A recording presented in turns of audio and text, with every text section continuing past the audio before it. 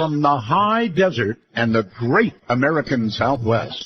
I bid you all good evening, good morning, good afternoon, wherever you may be in the world's time zones, each and every one of them covered like a blanket by this program, Midnight in the Desert. I'm Art Bell. It's my pleasure to be here this evening, and I hope it will be your pleasure to listen. Well, the Pope is in America. It's all over the news. Pope Francis arrived Tuesday. It is the first visit of his life to the U.S., bringing his humble manner and his Church of the Poor to a rich and powerful nation polarized over economic inequality, immigration, and equal justice. That would be us. The president actually went to meet the Pope. The Pope came off the airplane, and very rarely do presidents go to meet a Pope. But President Obama did that and welcomed him. Brian Williams covered him. That's right, Brian Williams. Back on the airwaves at MSNBC to anchor coverage of the Pope's visit to the U.S. Among other things, very high on the Pope's list of things to discuss will be climate. And that will be very high on our list of things tonight to discuss. By the way, a little personal note, poor little Asia, my daughter, 8 years old, hand, foot, and mouth disease, miserable, locked away in her room by herself, visits only from Mama, temperatures ranging from 103.5 down to about 101, depending on. And pretty miserable, so Asia Bell, get better, please. And for God's sakes, don't give it to me. I don't think I've ever had it. Mostly it's kids that get it, but one never knows. My competitor, I understand, after I wished Tommy a quick recovery when he had his stroke, made note of the fact that I did say something, which was nice, and then said that, what did he say? I think he said that he wished me luck with my little internet show. So, this morning, I would like to announce once again, we're on XDS beginning October 1st. Also, the beginning in December, we have signed KFMB in San Diego, Los Angeles. Yeah, that's right. That's a big one. Really a big monster. If you look at their if you're the kind of person who looks at patterns, that one's a knockout. San Diego, and just goes up the coast like a rocket ship. 50 kW. KFRH, 100,000 watts in Las Vegas, 104.3. Had a chat with him earlier, a bunch of good guys over there, ham operators like myself, many of them. That's KFRH, 100,000 watts, Las Vegas, on top of Potosi on 104.3. They cover parts of 4 states, actually, really big. Then there's KBET, 760 AM in Las Vegas. KTKN, 9:30 AM in Ketchikan, Alaska. Been in Ketchikan, love the town. So they're coming on board. KLZ, 560 in Denver, Colorado. These are all coming around the 1st of October. KLZ, 560 in Denver, 5 kilowatts. They cover all the big cities in Colorado. WDCD, 1540, Albany, New York, 50,000 watts. So, I don't know what to say except pretty soon, if you don't hear footsteps over there on the other side, you're going to hear them coming soon, real soon. Listen carefully. Clump, clump, thump, thump. One station, one city at a time. We're coming for you. 2 a.m.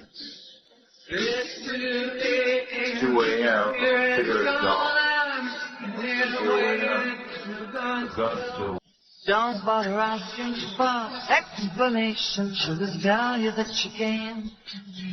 In the year of the cat.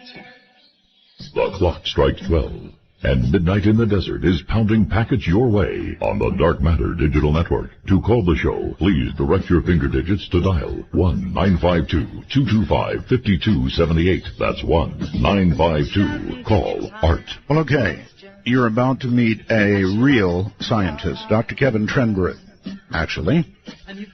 Dr. Trenberth is indeed a distinguished senior scientist at the Climate Analysis Section at the National Center for Atmospheric Research from New Zealand, actually.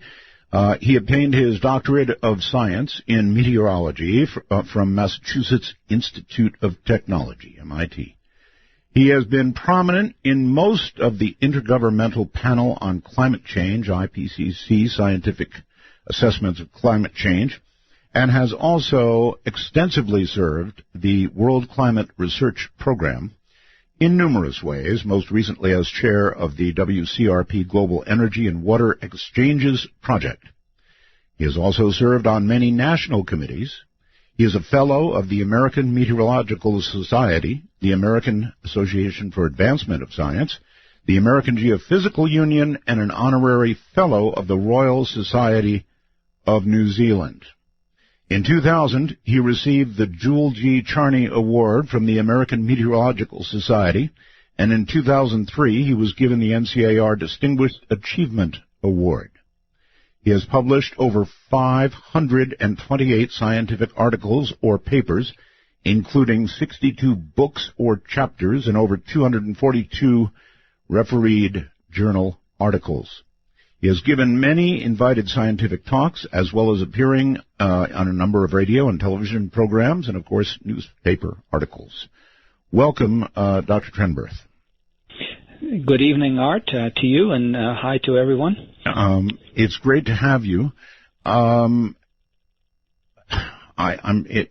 kind of hard for me to even know where to begin. I am such a believer in our warming climate. So I'll just, I guess, begin by asking you if, in fact, it is, in your opinion now, scientifically settled, that's an important phrase, that our world is warming. Well, it's in many respects, this is one of the great things about science, is that it's not just a matter of opinion.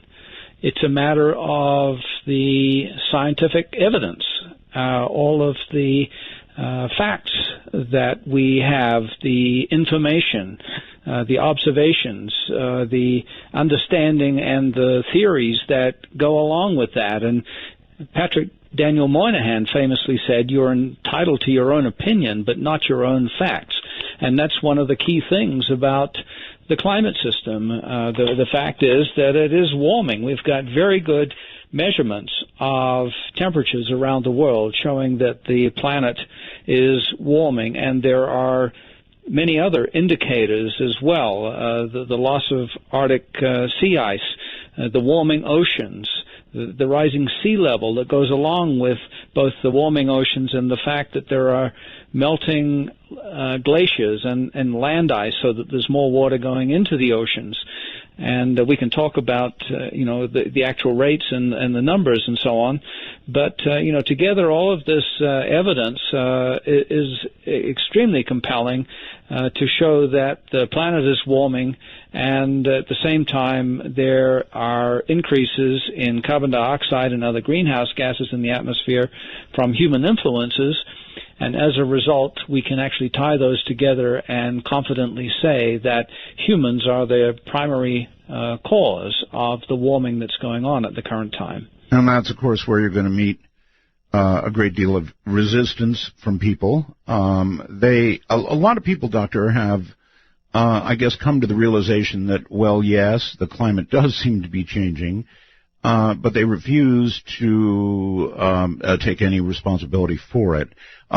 Surely, when you look at a satellite picture from, 10 or 15 years ago of the Arctic, and you look at one from very recently, if you don't go, oh my God, then you don't have good eyesight.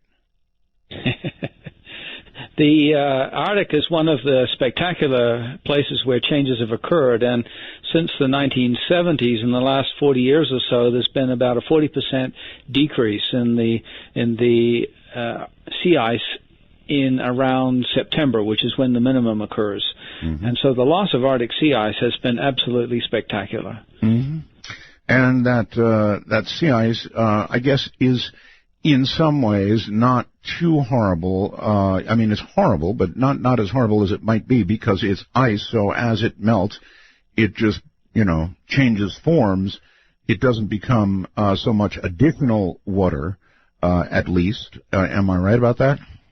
Well, yes, the sea ice is floating, and therefore it doesn't, when it melts, it doesn't change sea level right.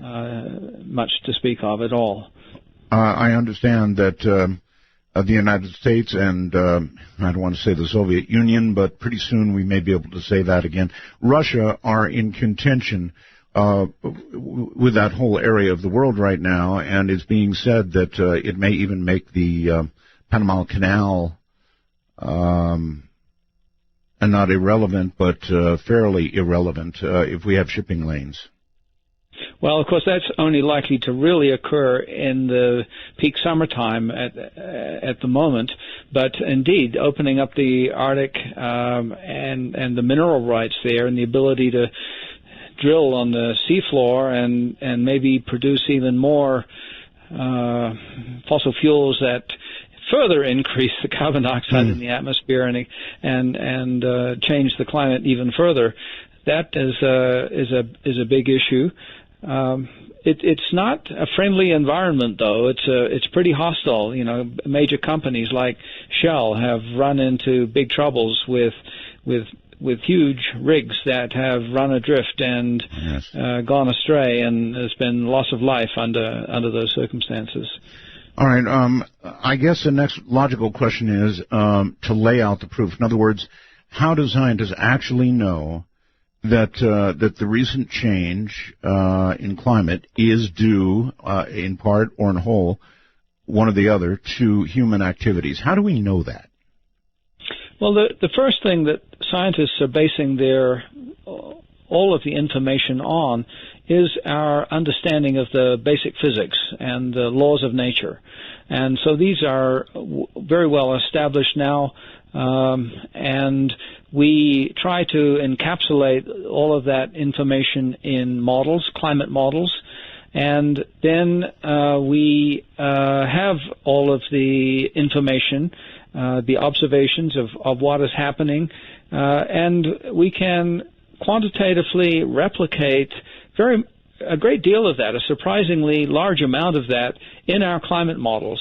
And so one of the main tools of many of my colleagues, and we certainly do that at my center, the National Center for Atmospheric Research here, is to build the biggest and best climate models in the world.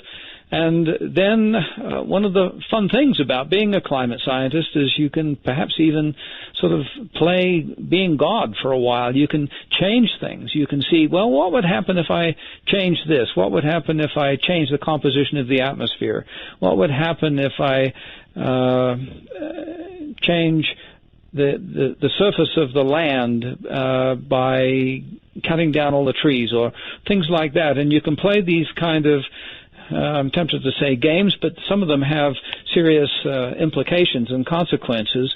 And by doing that, we can, in fact, replicate much of what has happened. And, of course, that has implications then into the future. And so we can indeed demonstrate that that what is happening quantitatively is caused by the human activities, primarily the increases in carbon dioxide and other greenhouse gases in the atmosphere. Mm-hmm. Now, I guess this is compounded by what's happening in the rest of the world. We were, for a long time, mostly the industrialized place. Now, my God, take a trip to China. I was there not long ago.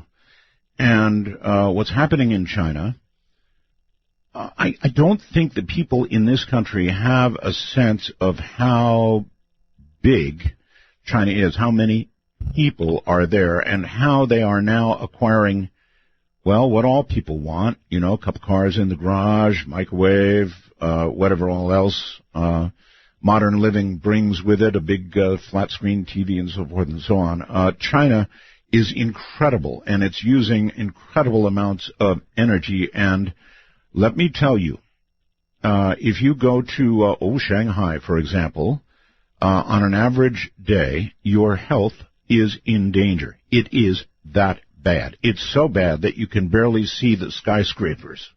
That's the pollution you're referring to, yes. It is, yes. It'll endanger your health. It will burn your eyes. You will not have a good day. It's that bad. And it's pretty much across China. I don't necessarily blame them. They want what everybody else has. But if they get it, and they are getting it, and the world continues to industrialize, I kind of wonder, and maybe as a scientist you can answer this, but I wonder if there is, bad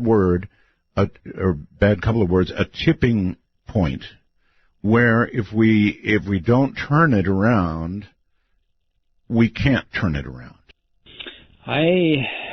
Yes, well, this relates, of course, to what we do internationally and as a whole. What China does is to alter the composition of the atmosphere. Certainly the air pollution aspects have the greatest effects locally, and air quality is a major issue in China, and they're working to clean that up.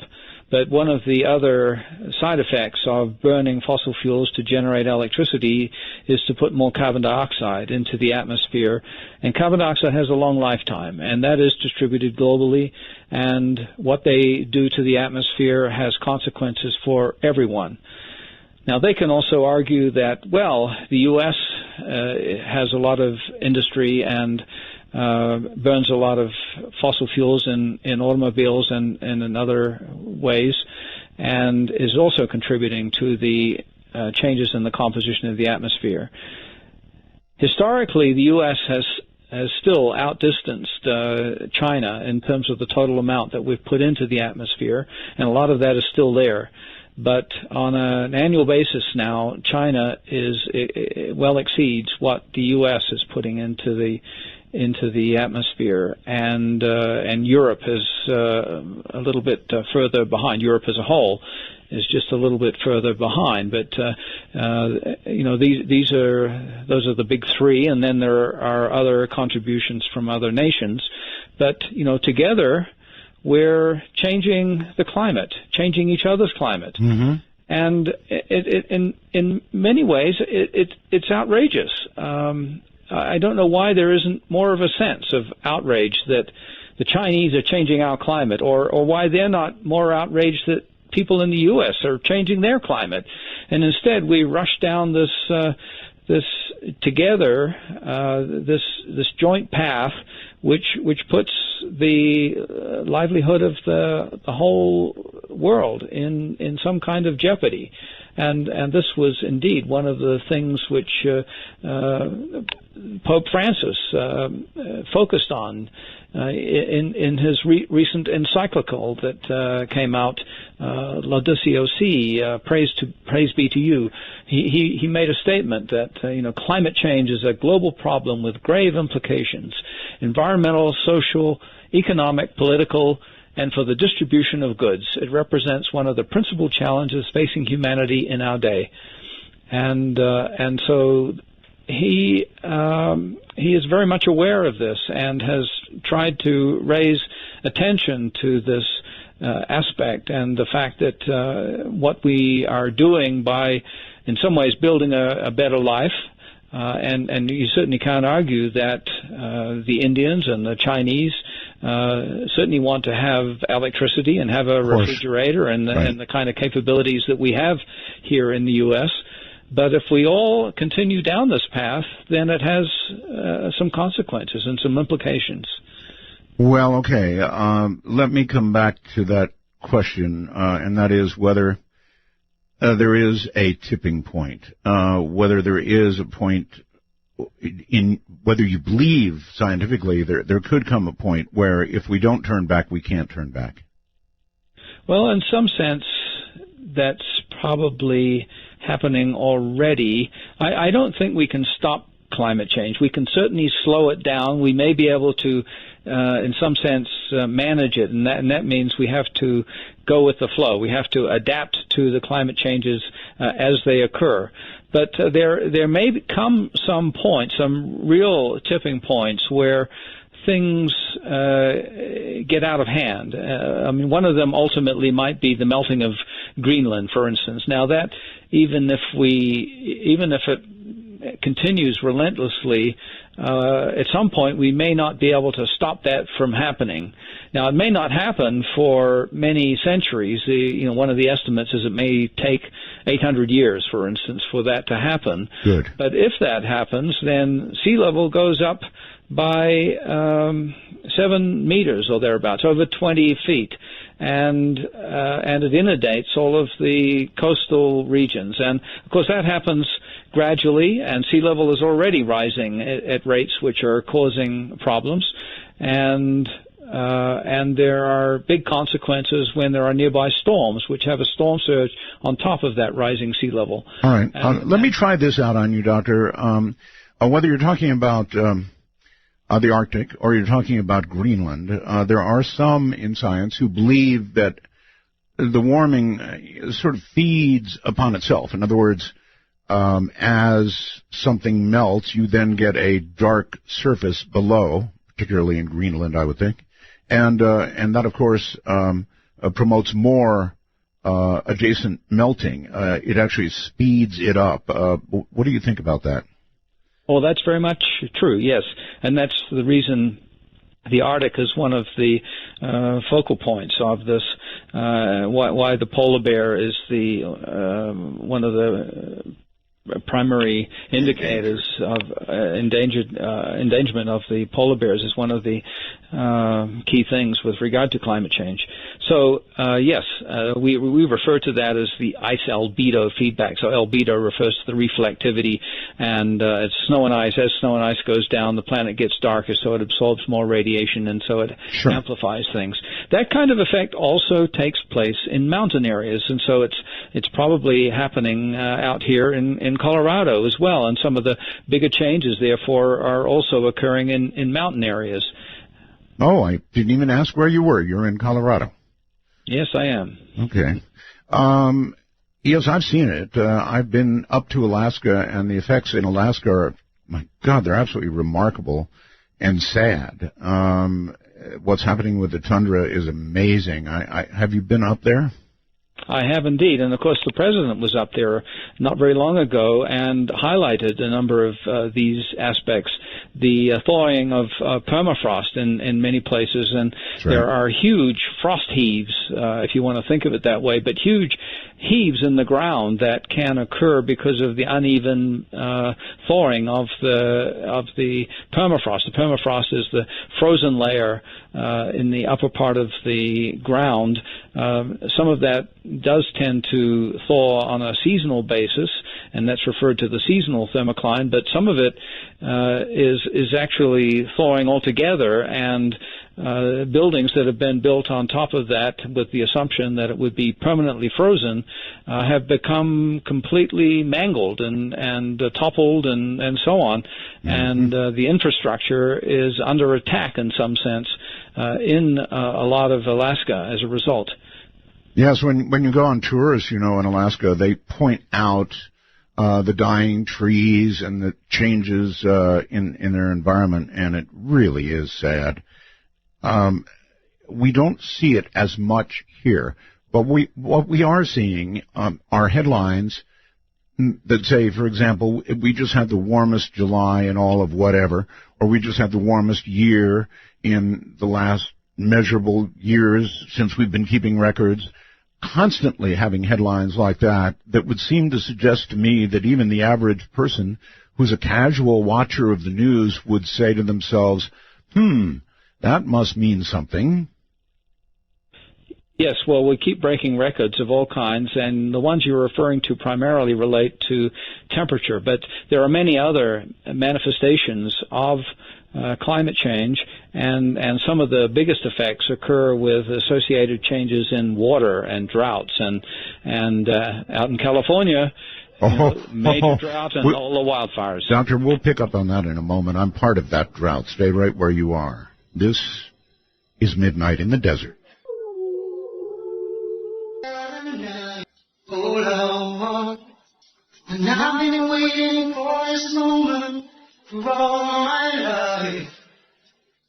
Oh Lord. Wanna take a ride? Exclusively on the Dark Matter Digital Network. This is Midnight in the Desert with your host, Art Bell. To call Art, please dial 1-952-225-5278. That's 1-952-CALL-ART. Tonight we're blessed with a distinguished scientist, Dr. Kevin E. Trenberth. He is with the Climate Analysis section at the National Center for Atmospheric Research and knows what he's talking about. So I ask that I understand there are political implications to what we're talking about right now tonight. I'm a libertarian, but I know on the right, you're sitting out there screeching and groaning and moaning and probably kicking the computer. And so I would ask that when you do get on and you do speak with us, you do so politely. You can disagree, do so scientifically if you are able. Now, Doctor, you mentioned the drought, and that's a big item for me. I live in a place called Pahrump, Nevada. It's about 6 miles from the California border and not very far from Death Valley. And so we are very much in the middle of a drought. As a matter of fact, Lake Mead, which is just over the hill from me in Las Vegas, is now drilling a new, what they call straw, so they can tap water much lower down in Lake Mead because it is beginning to empty. That's how serious it is, Doctor. Yes. So the drought is really, really, really serious. Now, do we have relief on the way? I understand, is it El Nino that's on the way, I think? That's correct. There is a very strong El Nino already out there in the Pacific Ocean. El Nino refers to a warming of the tropical Pacific Ocean east of the dateline in particular, and from there to the California coast or to the Americas. Right. And it mainly has a really strong influence on the weather patterns across North America in the Northern Hemisphere winter. And so the main influences on California begin to really pick up in November. They're not really there at the moment. There are very profound influences on the distribution of hurricanes and typhoons, and it's been an extraordinarily active season out in the Pacific at the expense of the Atlantic, by the way, because when there's more action out in the Pacific, it actually suppresses the action in the Atlantic. And so it's been a fairly quiet year in the Atlantic in terms of the hurricanes. But, boy, there's been some major activity that has caused extensive flooding, most recently in Japan and also in China and the Philippines. And there were, at one point, 3 hurricanes in the vicinity of Hawaii at one time, never seen before. Right. So there's certainly very warm sea temperatures out there. That invigorates all of the storms that do come into California, and then there's a real risk that there will be a major storm track come in with heavy rains and a real risk of flooding. So suddenly you may have too much of a good thing, too much rainfall, and the question will be whether you can manage that water adequately. So the mud, the coastal erosion. Right. So the mudslides might put out the fires. Yes, by then hopefully the fires are out indeed, but the wildfires goes along with the drought and the very high temperatures, and so that's what's been happening now. And it's of course not just California, but Oregon, Washington, Western California, Western Canada, and even earlier right up in Alaska, they had an amazing number of fires this year. Mm-hmm. Yes, it's really, really, really serious. And being where I am, we get an awful lot of the smoke from those fires. And I might add, when pollution is really, really bad in China, we have even been the recipients of this weird orangish sort of haze that they say comes from dust storms and pollution in China. So that tells us, I guess, what a small world it is, huh? That's right, yes. And, that's fairly unusual because the dust tends to get rained out. Mm-hmm. And if you get dust or pollution in the atmosphere, it has a lifetime of about 5 to 7 days, something like that on average. But there are certainly circumstances where it can last a bit longer, and there are occasions where it makes it all the way across the Pacific. I remember, Doctor, several years ago, quite a few years ago, scientists were saying, look, if CO2 levels reach 400 ppm, parts per million, we're really going to be in trouble. And it's also my recollection that very recently in Hawaii they measured something very close to, if not 400 parts per million. Is that about right? Yes, we're at that level now. There is a seasonal cycle to the amount of carbon dioxide in the atmosphere, so there are little fluctuations up and down, and there tends to be a drawdown as the northern hemisphere greens up. So that's the plants through photosynthesis taking carbon dioxide out of the atmosphere.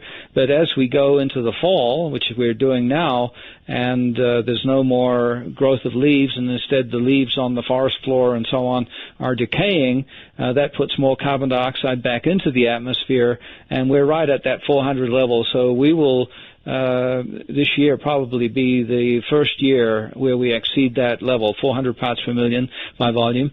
So the pre-industrial levels were around 280 parts per million by volume, and so there's been a 40% increase in carbon dioxide in the atmosphere.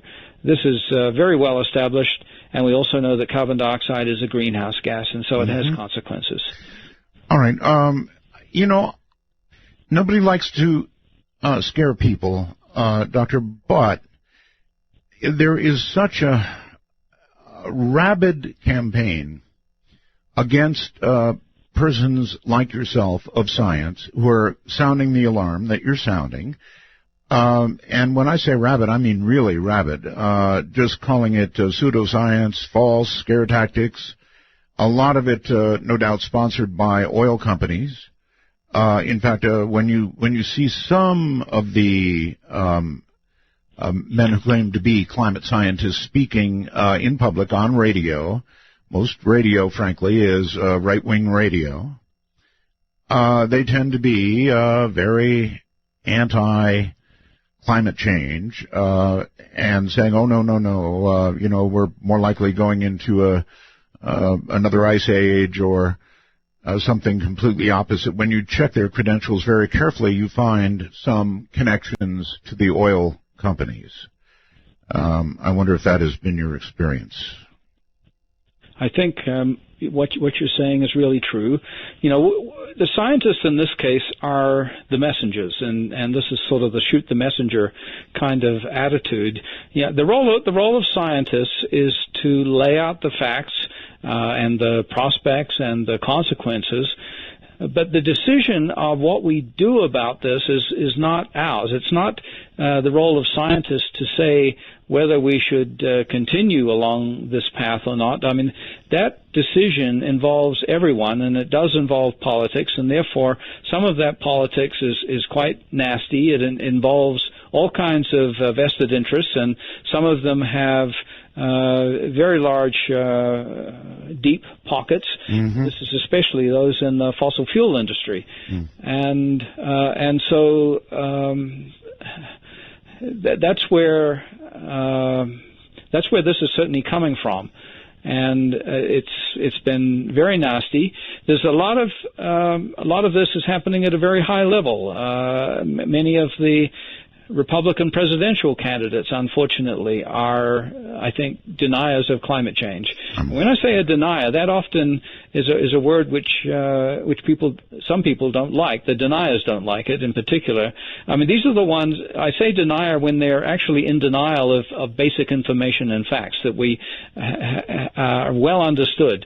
And, I think my approach is certainly that we should try to understand as best we can and make the best statements we can about what is happening and why. But what we do about it really ought to be a separate part of that. And unfortunately, those things tend to get confounded, and that's where the climate scientists, unfortunately, get caught up in politics, and some of it's rather nasty. It's very nasty, no question about it. Let me ask you about this. The sun, our sun, obviously plays a role in some way in our climate. I mean, it's up there, nuclear heating machine. And I wonder if you can discuss whether you think the sun has played a role in climate change in recent decades. Well, the sun, as you say, is extremely important. If the sun were to change in a substantial way, then it would indeed cause major climate changes. However, we have very good measurements of the sun and what it's doing ever since 1979 from spacecraft. Before then, we only had measurements of the sun through the atmosphere, and a lot of the measurements were difficult to interpret because a lot of them were just measuring what was going on in the atmosphere rather than what was going on the sun. But since 1979, we know that there are variations in the sun. There's a sunspot cycle. The variations are of the order of 1/10%. And if that were to continue, if there were 1/10% change over 100 years, then that would indeed make a difference. That would matter. But the thing is, it's on an 11-year cycle, and so it's going in one direction for 5 years, and then it's going in another direction for 5 years, and the effects are so small as to be almost imperceptible. And we know that there has not been an increase in the solar radiation that we're receiving, and so we know that the warming that's occurring is not due to the changes in the sun. Actually, Doctor, quite the opposite. How about this? I'm a ham operator, so I watch the sun like a hawk because how the sun acts affects how well my radio works or doesn't work, put broadly. That's right. And here's the thing. The sun, if you look back into the 50s, 60s, 70s, was really on a roll. I mean, we were having some solar cycles that would curl your hair. They were wonderful for radio, but I suspect they stirred up climate a little bit. Now, things have changed, and they're actually in the business of predicting the possibility of another broader minimum, which means almost no sunspots at all in the next cycle. Sad for ham radio, but if we are warming, and the sun does play a part in that warming, then having it at a minimum could be a good thing in the short term, yes? Well, perhaps, but there was a number of things you stated in there that are not well established. Yes, through about the 1950s, the sunspots cycle got more active in the first 50 years of the 20th century. Oh, yes. And may have contributed a little bit to some of the warming that went on through that period. Since the 1950s, our best understanding is that there hasn't been very much change. If anything, it's been a slight change to slight less action. Mm-hmm. And the last sunspot cycle, the minimum was certainly less than it had been on any of the previous ones that were recorded. Right. And so this has led to the speculation that you mentioned about, is there going to be a Morna minimum, which happened back in the Little Ice Age period a few hundred years ago. And indeed, that was a period where the sun may have played a role in a slightly cooler planet Earth. But at NCAR and in other places, we have solar scientists who study this in great detail, and there's tremendous uncertainty about exactly what is going to happen to the sun. At the moment, this current strong phase, the active phase of the sun, is certainly going on. It's not as strong as the previous one, but the sun is far from done by any means, and there's no sign of any Maunder minimum that we know of coming up. So part of the argument you're making, I guess, is that if something like this were to happen, then maybe we could counter it in some fashion by changing the composition of the atmosphere and indeed sort of engineering our way out of some of these issues. But at the moment, I don't think there's a prospect of that. Okay. If the ice in Greenland melts, fully melted, as you pointed out, we'd have 20 feet of sea rise. But a long time before it fully melts, we're going to get a lot of sea rise. And it's not going to take very much sea rise for many of our coastal cities, like New York, Miami, New Orleans especially, and many, many others, to simply disappear.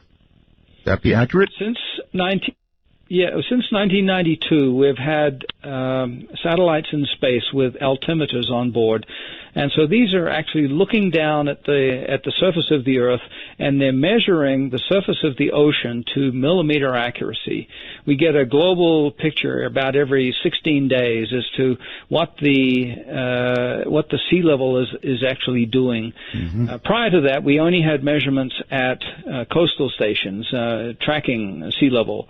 And, the best estimate was that sea level went up about 6 inches in the 20th century as a whole.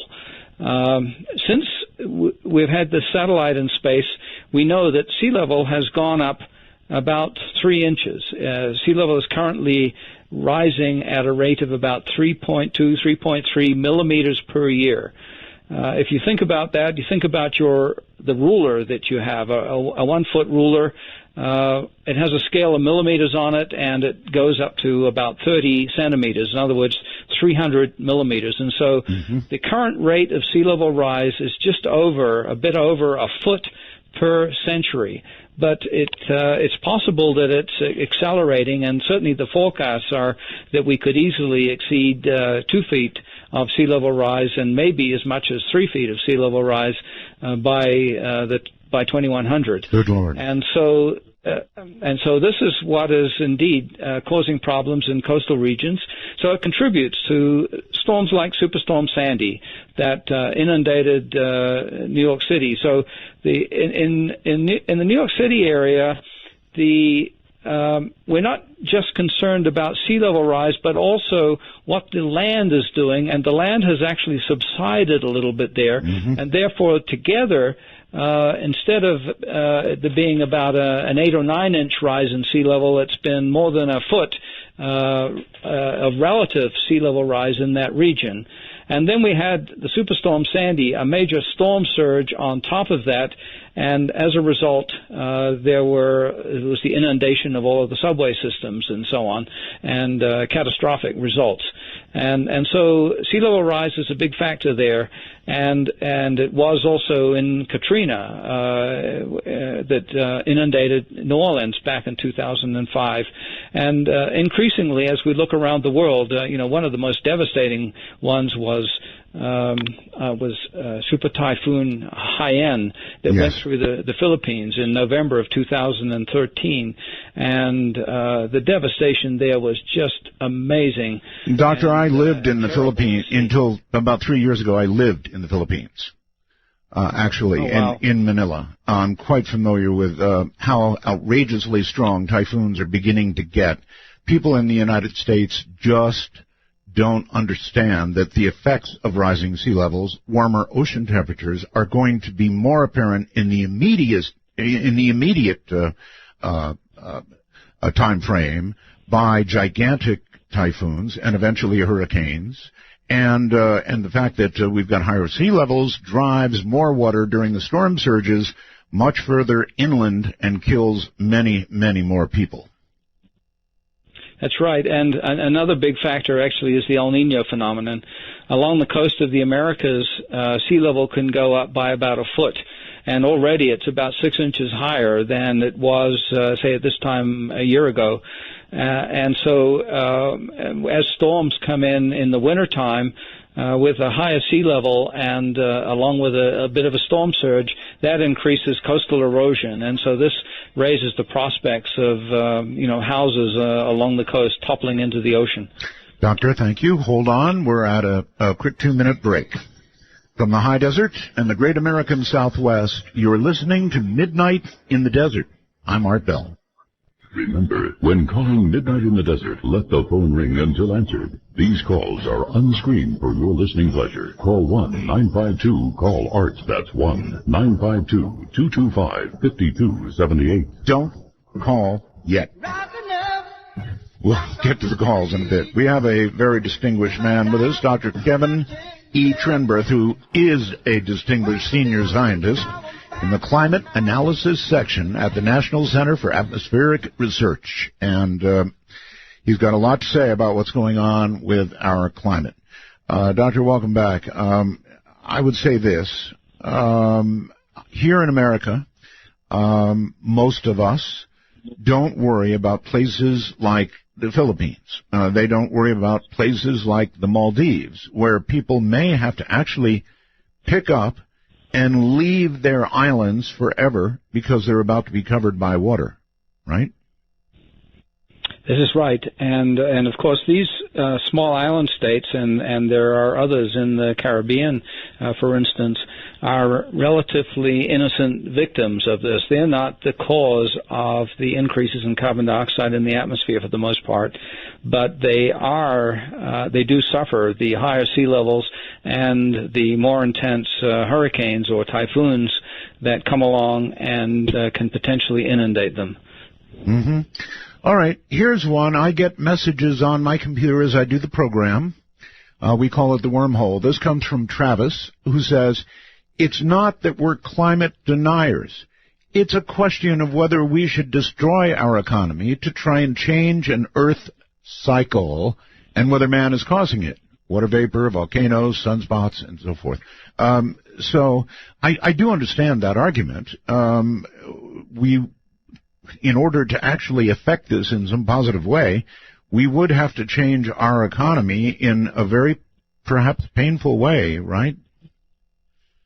Well, it doesn't have to be painful. I think this is one of the things. I don't think it's so much what you do, it's actually how you go about it. And indeed, this is one of the key roles of politicians. If you implement changes in the right way, and that means often gradually over a particular time horizon, then it doesn't have to hurt the economy at all. In fact, it can stimulate the economy and help in many ways. Mm-hmm. And there have been many examples of that kinds of things. But certainly, if you make very abrupt changes, it can be very disruptive of the economy. And so I would say again. Uh-oh. I think we just lost him. To what? I don't know. You hear that soft sort of hissing background? That's really odd. We lost our guest, and he's on a... Oh, let me try again.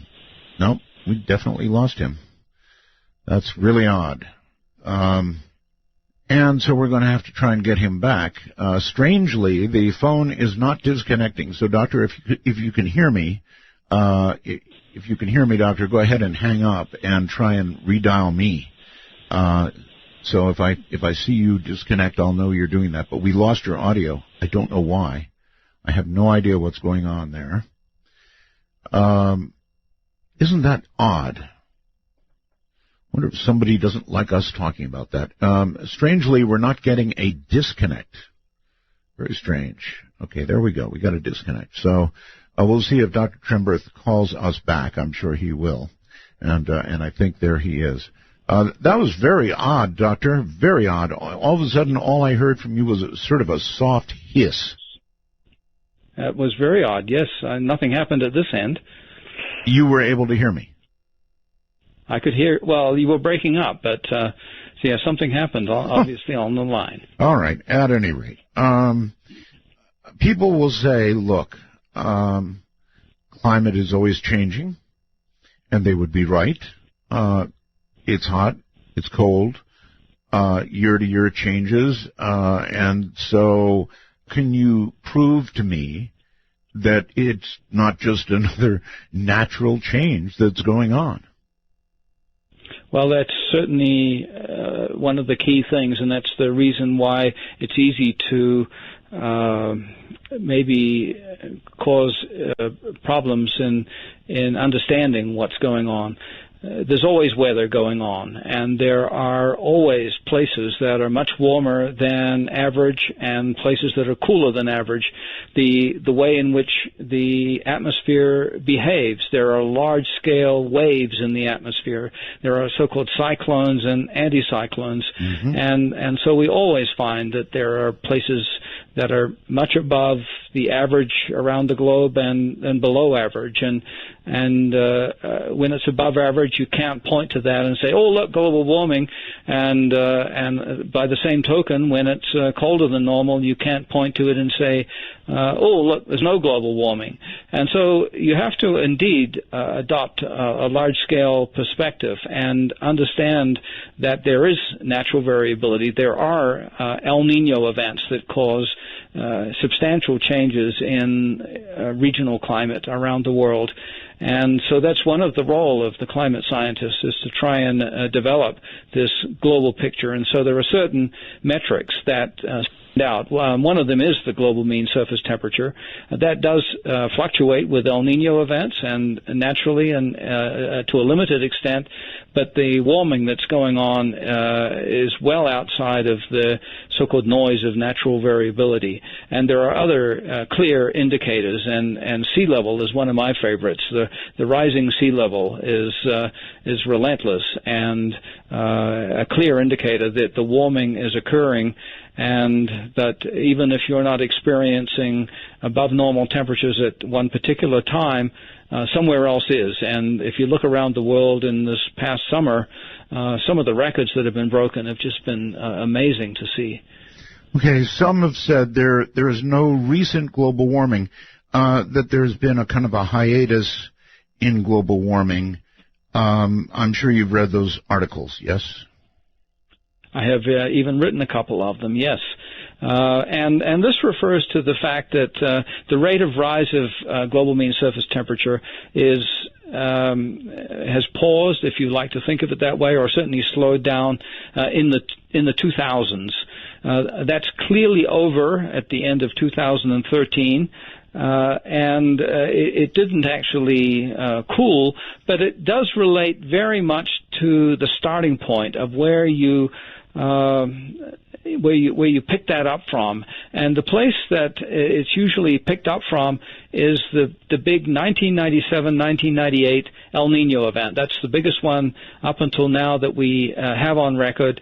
So in 1998, it was the warmest year of the 20th century. And so since then, you can argue maybe there hasn't been that much warming, but you don't have to go back very far. If you just compare with the 1990s, then the 2000s as a whole were substantially warmer than the 1990s, and the 1990s were substantially warmer than the 1980s. And so this does relate to I suppose what you might call decadal variability. So this is variations, natural variations that occur on about a 10-year time frame, and we know that some of this is very much tied up with the oceans and how they respond to the changes in the climate. Okay, going back to what Travis said a moment ago about not being a climate denier, but whether we should destroy our economy, how would you see us modify our behavior in a way that would have a meaningful change and slow down this horrible mess without really adversely affecting the economy? Have you given that some thought?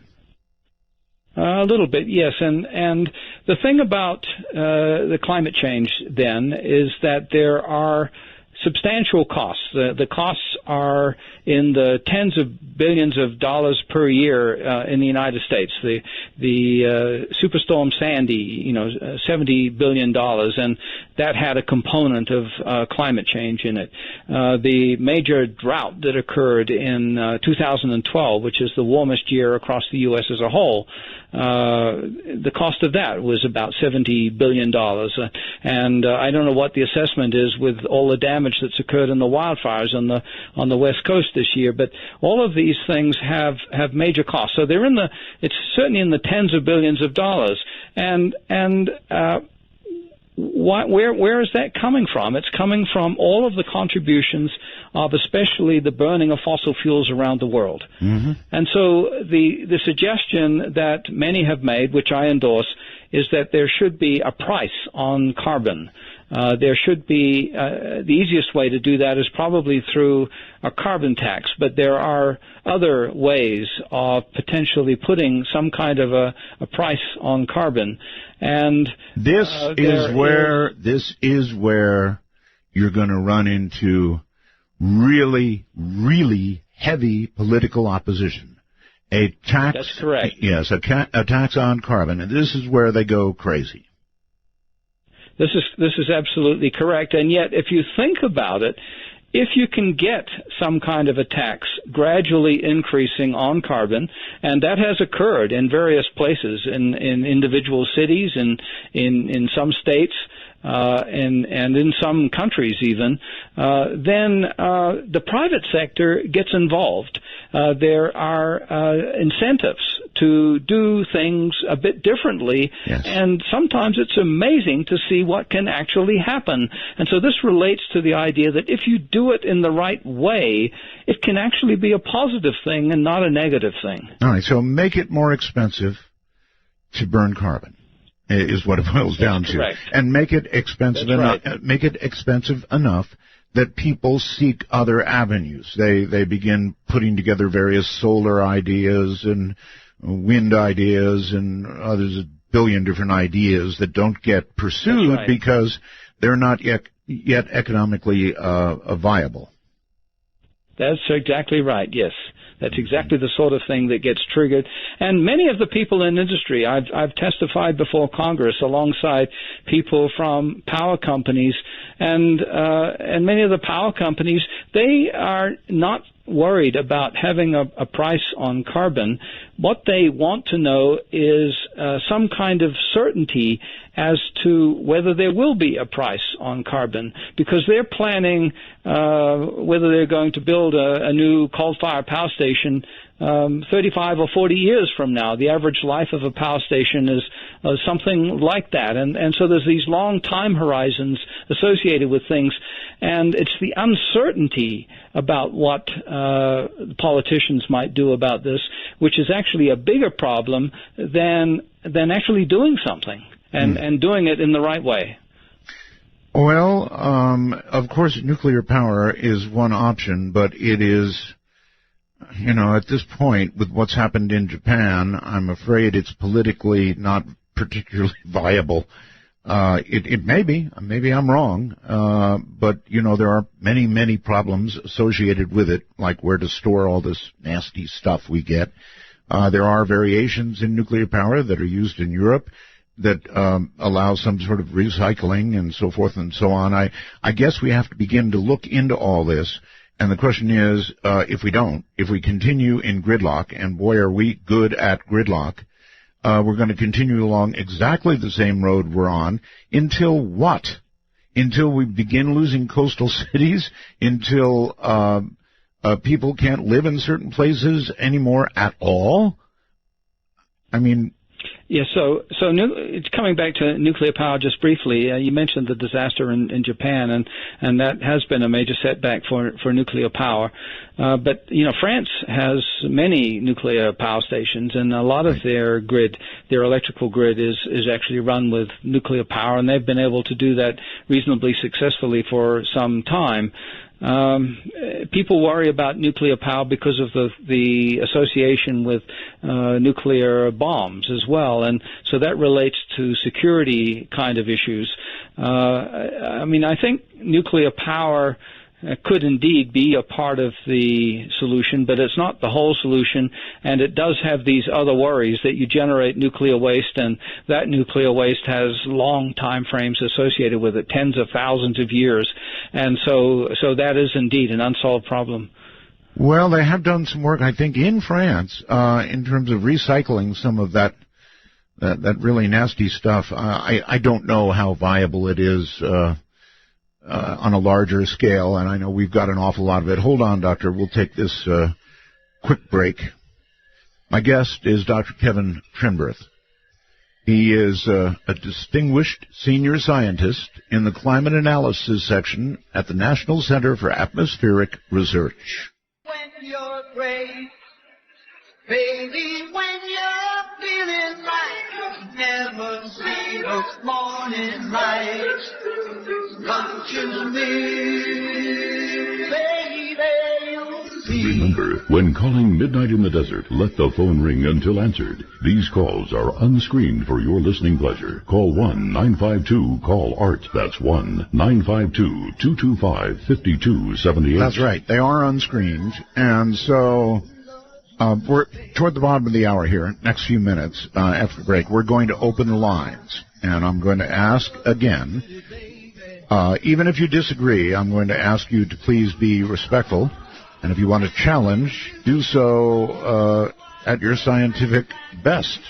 Because I think what's been laid before you tonight are scientific facts. So if you want to argue about it, try and argue scientifically. I understand all of you are not scientists, but I think it is important, really, really important, that we come to some kind of conclusion about whether all is true or, you know, they're just making it up to scare us.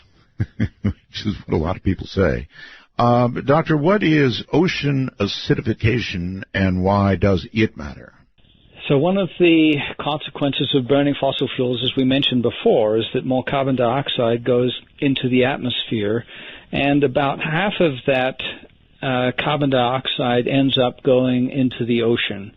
And so this then forms a very mild acid called carbonic acid, and the ocean, as a result, is becoming more acidic.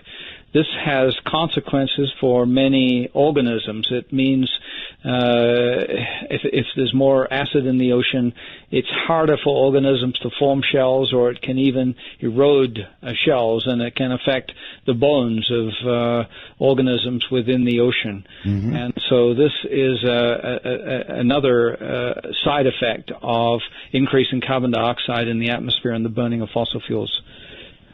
Okay. There are dead zones in our oceans. Now, you know, they're laid off on many things. Some say it's algae blooms or something else, and some scientists are not exactly sure what the dead zones are and why they're dead zones. But could these be related in any way to this acidification talk about? Maybe not quite so much to that aspect. Most of them, and especially in the Gulf of Mexico, for instance, it's very much related to nutrients that have been run off, fertilizer that has flown down the Mississippi, for instance, and gone into the Gulf. And so it's the fertilizer that has triggered the growth of certain kinds of organisms that have taken the oxygen out of the ocean and helped to form these dead zones. The way in which climate change plays a role is that the ocean warms from the top down, and the ocean is a stable configuration where there's warm water on top of cold water. The deep parts of the ocean are actually very cold. And as a result, if we warm the ocean a bit more, it becomes even more stable, which means it's harder to mix oxygen and air down into the ocean, yet that is vital for all of the fish and mammals and organisms that exist within the ocean. And so, yes, these dead zones have grown in part, but a lot of it is related to runoff nutrients.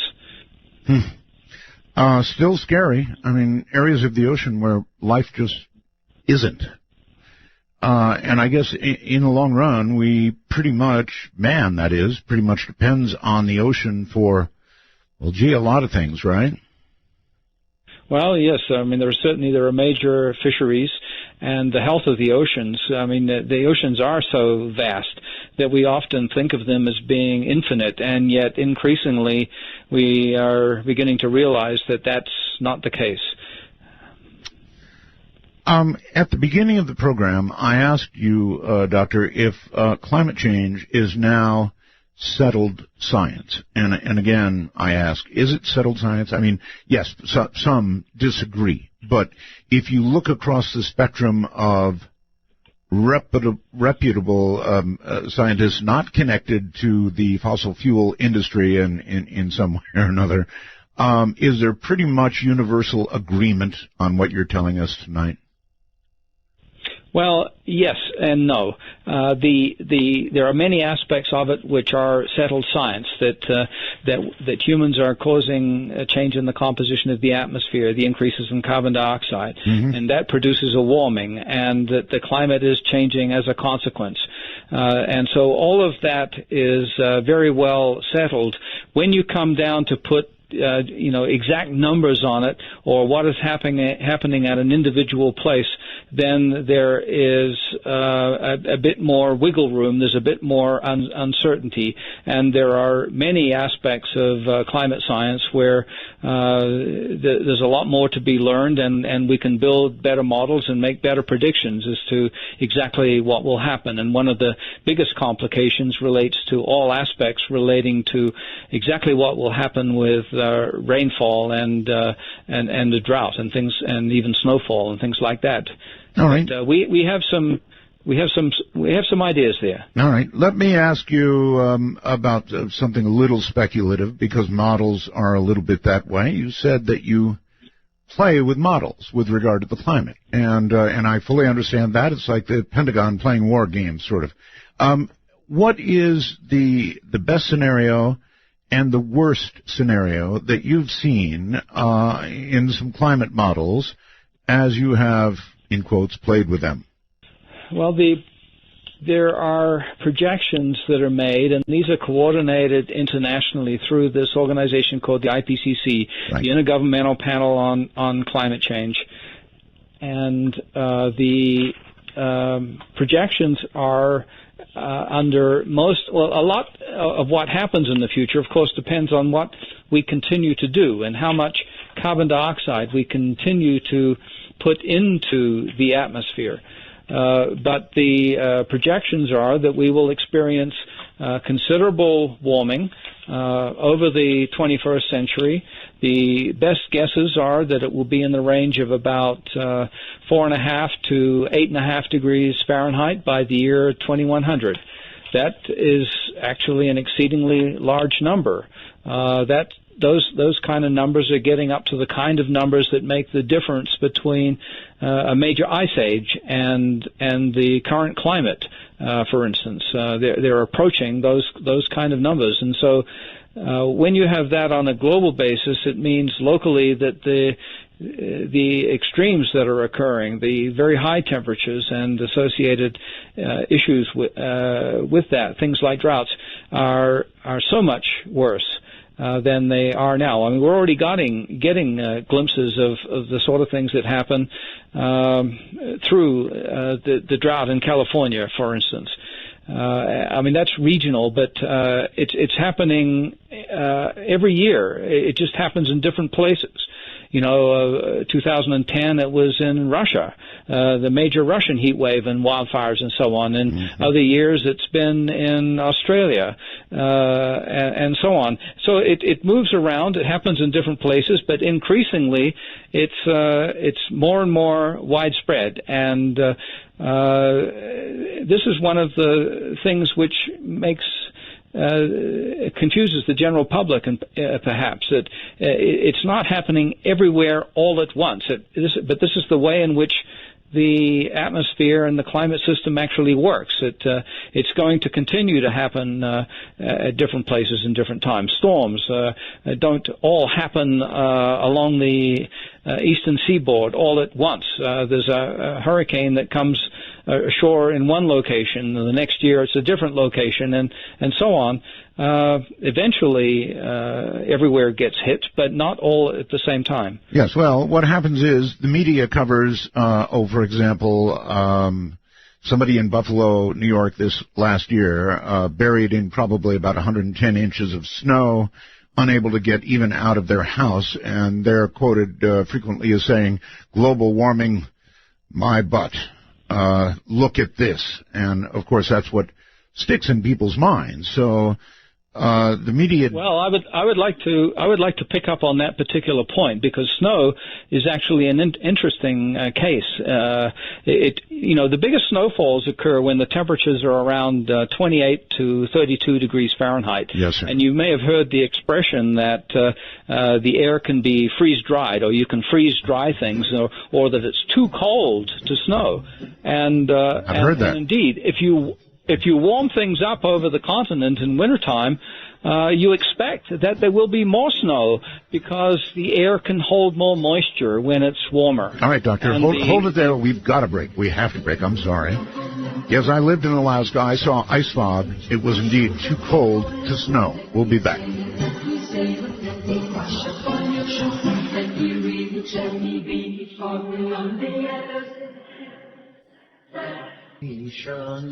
I stopped an old man along the way, hoping to find some old forgotten words or ancient melodies. The clock strikes 12, and Midnight in the Desert is pounding package your way on the Dark Matter Digital Network. To call the show, please direct your finger digits to dial 1-952-225-5278. That's 1-952. Call Art. Well, all right. We're about to open the lines. Dr. Kevin E. Trenberth is my guest, a distinguished senior scientist in the climate analysis section at the National Center for Atmospheric Research. And listen to me. I'm getting a lot of messages like this. Bill in Ohio says, hey, Art, we must kill off humans to save the planet, but not the rich people like you, though. Well, not rich, I'm comfortable only. And Hey Art says, Duck Speakeasy? What a name. Hey Art, climate science is far from settled. Eagerly await you having on someone from the other side. I suggest Steve McIntyre from climateaudit.org. All right, well, you know what? As I mentioned, I'm not anything but a libertarian. I'm in the middle. And I'd be happy to have somebody on from the other side. Unlike, I might add, those right-wing, about 80 or 90% it seems like of talk radio is right-wing, right? And inevitably they have climate deniers on the air. I mean, there's no question. If you want to know about some of these people, and I'm not talking about this gentleman I just mentioned, but many of them are tied to the fossil fuel industry in one way or the other. Again, feel free to call, feel free to disagree, but please do be polite. That's all I do ask. So if you want to call, our national number is area code 952-225-5278. Put a 1 in front of that. So it's 1-952-225-5278. By Skype in North America, just add us as a contact. We are MITD51. That covers America and Canada. MITD51. If you're outside of North America, MITD55. Love to get a call from the Maldives. MITD55, and I'm not going to depend on a Maldives call. We were talking briefly about snow, Doctor, when the break arrived. Yes, let me try and wrap this up. The key thing about snow is that, or the atmosphere, is that if it warms up by 1 degree Fahrenheit, the water holding capacity of the atmosphere increases by 4%. And since the 1970s, there's about 5% more moisture in the atmosphere as a whole. What we find in terms of snow is that there has been increases in snow cover from about November through to February, but in all the other months of the year, in March through to October, there are substantial decreases across the Northern Hemisphere in terms of snowpack. And this is not at all surprising. This is exactly what you expect because of the fact that the atmosphere can hold more moisture. And so out here in Colorado, our biggest snowfalls occur in November and in March, rather than in the cold winter months in the middle of the year. And so snow does not go along with cold. that's been one of the mistakes that Senator Inhofe made when he actually took a snowball on the floor of the Senate, onto the floor of the Senate earlier this year. Well, with that much hot air, it couldn't have survived very long. No, it didn't. All right, well, here it comes. Stephen on Skype, you're on the air with Dr. Trenberth. Hi, Art. Yes, hello, Stephen. Get close to your mic. Hey, Art. Hey, he mentioned an engineered solution earlier, and I wanted to ask him about if he's been watching this project, that international project that they're building in the south of France called ITER. It's a fusion project. It's fusion of hydrogen suspended in plasma, and it's clean. There's no negative impact, and I think they're doing it in response to global warming. And I was just wondering if he'd heard of it and if he sees that as a viable solution. Well, I'm not sure it's up to the viable point. Have you heard of it, Doctor? Not really. I mean, I think it's the same thing, that it would be wonderful if you could develop that technology, but it's not at a point where it's mature enough to actually be able to use at the moment. But yes, having an unlimited supply of energy would solve a lot of the problems, but it's not a solved problem yet. Mm-hmm. All right, let's go to the phones. Hello there, you're on the air. Hi, Art. Thank you for taking my call, and thank you so much to Dr. Trenberth for being a guest tonight. And Art, just to you, every one of your fans is wishing the best for your daughter tonight and hoping that she gets well soon. Well, thank you. Briefly, if I may recommend 2 articles before getting to my question, I think that you'll find them fascinating. One is called The End of History by Noam Chomsky, and the other is called When the End of Civilization is Your Day Job in GQ. Okay. And that leads to my question. The GQ article talks about a glaciologist who's received a lot of notoriety over the past year or so. I think his name is Jason Box. And he takes a very pessimistic view of our future and believes that essentially we're done here. He's moved his family out to Denmark as a preemptive move in light of global warming. And I'm curious, Doctor, if you believe, first, if we are so doomed, and second, regardless of if we are or aren't, is there anything that we individually can hope to do? For example, I try to not eat beef to minimize my impact, but it's hard to think that that does much. And finally, my last comment, and I'll take my question off the air, is it not just a bit ironic for us in the developed world to condemn countries like India and China, like you said, Art, for developing and, yes, polluting? And while it may be deplorable, it just seems a bit big of us, in my opinion, to condemn others for trying to get a degree of comfort once we've already gotten ours after we've wrecked our havoc upon the globe. Yeah, well, that's an easy answer. Of course, it's wrong of us to condemn them for wanting what we have. That's ridiculous. As to whether or not we're doomed, Doctor, I understand you have to be careful of what you say in public, but there are some people who think that we're almost at the irreversible point. I live in an interesting area, Doctor. Out near Death Valley, we get summertime temperatures that on occasion have hit 115, 116 degrees. Now, you add 5 or 10 degrees to that, and it's not livable, even with the best air conditioning.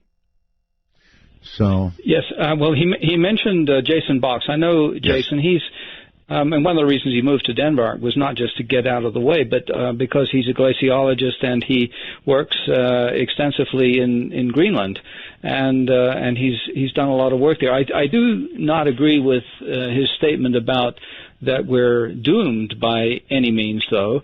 I mean, we're certainly headed in the direction where we're going to experience significant climate change, and exactly what magnitude that climate change will be is still somewhat in our hands, but we are going to experience some of it, and it will have some consequences.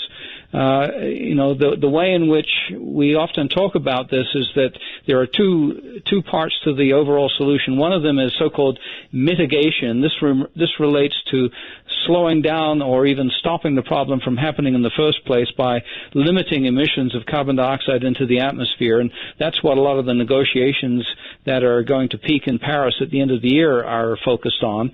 The other part of it is adaptation, living with consequences, if you like to think of that, or planning for the consequences. And if we can plan for them, then indeed we can live with some of those consequences, but some of the consequences that we've already discussed about the rising sea level and coastal flooding are ones that are going to be very expensive and hard to avoid, and certainly if we can slow down or stop this process, then it's a better way to do that.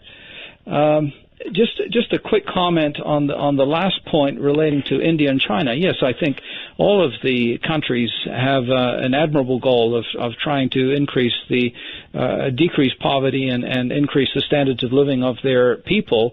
But this does raise the question of the carrying capacity of the planet and the total population. Mm-hmm. And you mentioned before that's one of the maybe scary things about China is how many people they actually have, and nobody is really talking about population, and that's one of the things that the Pope will not be talking about either, I don't think.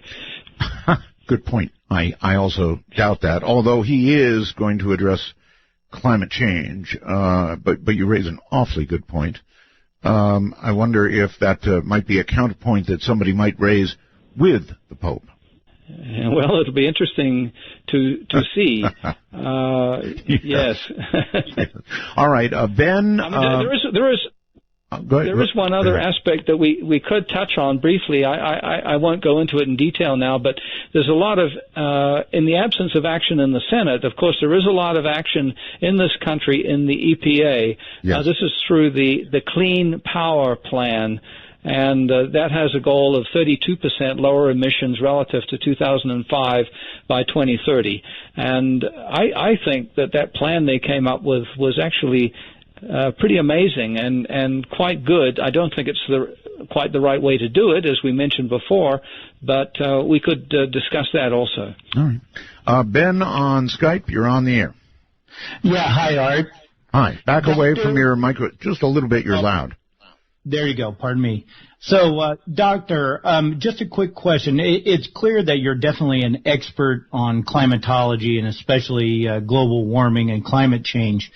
But I'm just curious, when you make a statement that a policy such as taxation or carbon tax, you're not an economist or a sociologist, correct? That's correct, and I indeed I don't want to say how that should be done. I was fairly careful in originally wording it by saying I think we should put a price on carbon, but just how you do that and how you implement it is not something that I claim to be an expert on. Oh, because you did make a correct statement where you said there were several power companies or energy companies that didn't seem to have a problem with that. Is that correct? That's correct, yes.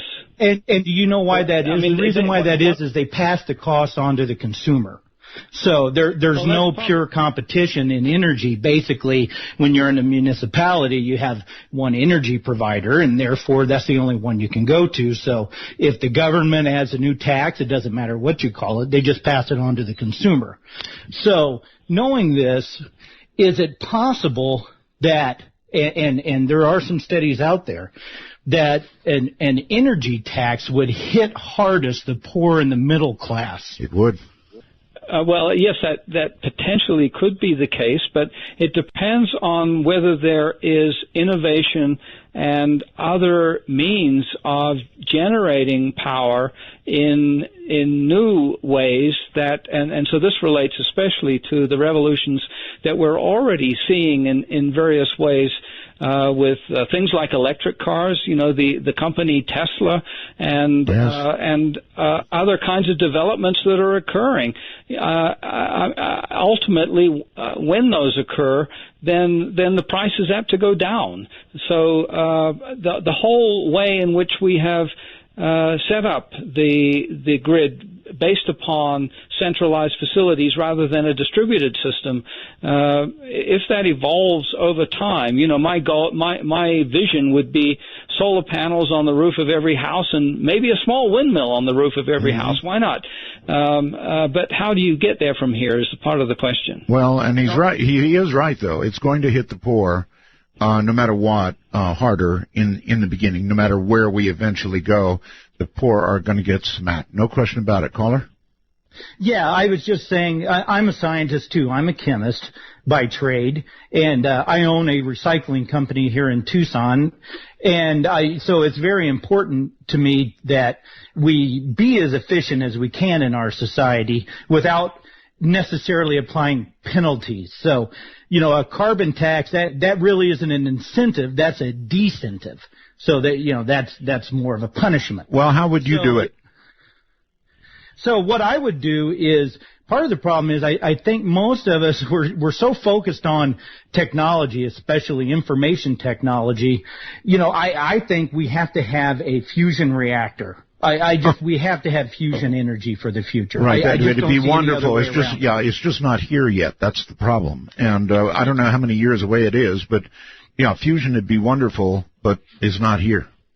Yeah, it's kind of like going to the moon, though, in 1961 when JFK said, let's get there by the end of the decade. Right. So, unless it's made a priority, then it won't be a priority because, we are going to run out of fossil fuels at some point. So do you wait till gasoline's $10 a gallon, or do you do it right now and focus on it? Well, unfortunately, recently, thank you very much for the call. It was a good one. The price of gasoline is going down right now. And can I also comment Sure. here on this? Because it's very interesting when you compare the U.S. versus Europe. And, if you've ever been to Europe, they do have effectively a tax on gasoline or a tax on carbon. Electricity is much more expensive in Britain and in Europe. Oh, yes. And yet they have a very similar standard of living. They have adapted to it reasonably well. And so it's not the absolute cost that necessarily matters. It's also building the infrastructure for mass transit and other ways of getting around, and the whole way of life. But I think the comparison of Europe and the United States is a good case in point here. Mm-hmm. All right, to the phone we go. Christopher, I think. Hello. Yeah, hey Art. So I wanted to get a couple of comments about.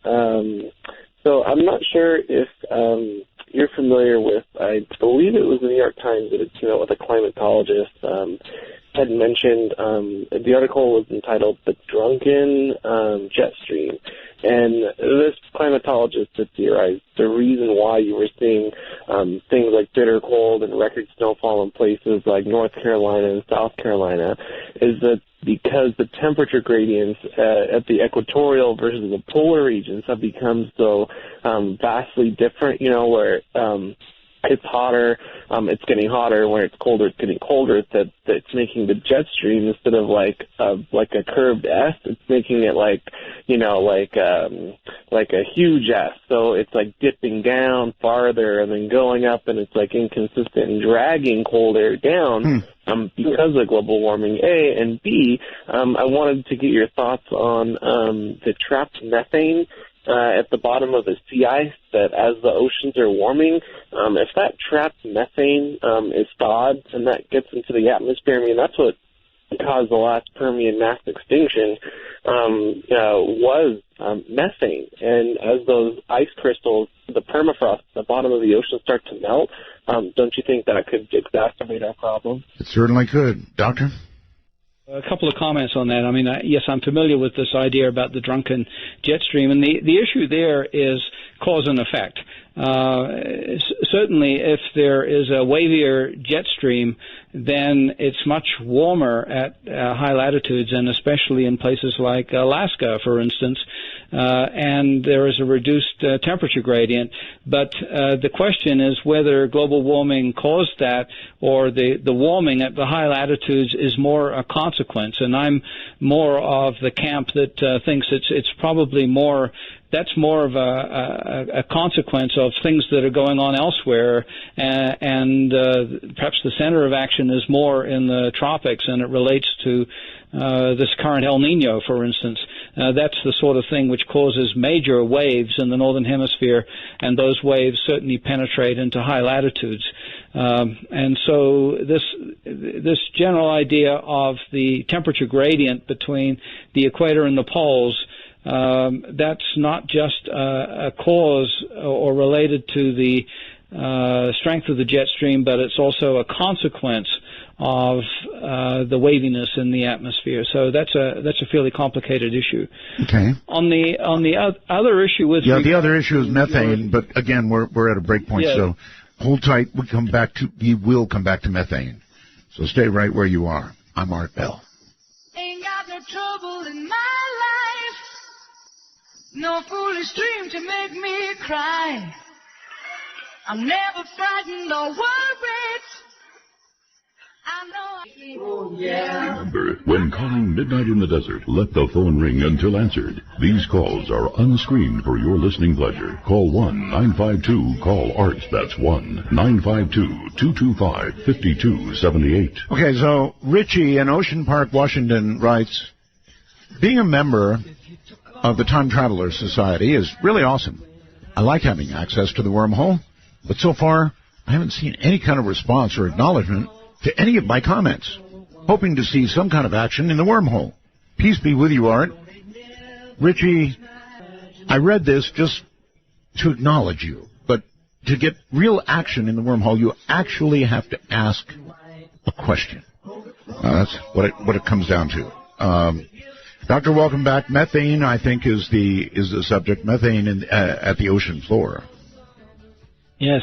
So this relates to methane hydrate. It's also called clathrates, and under the right conditions, the methane becomes something like a blob of ice, and these have been found on the sediments of the ocean floor in rather cold parts of the ocean. And so one of the questions is, what happens if the ocean warms up?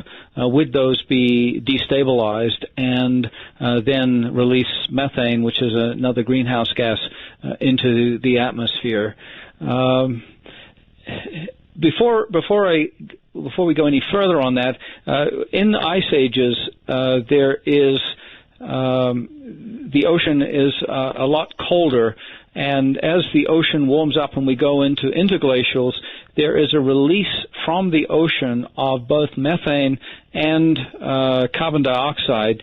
It's often referred to as outgassing, and it's the sort of thing that you see even if you have a pot of water on the stove and you turn on the heat.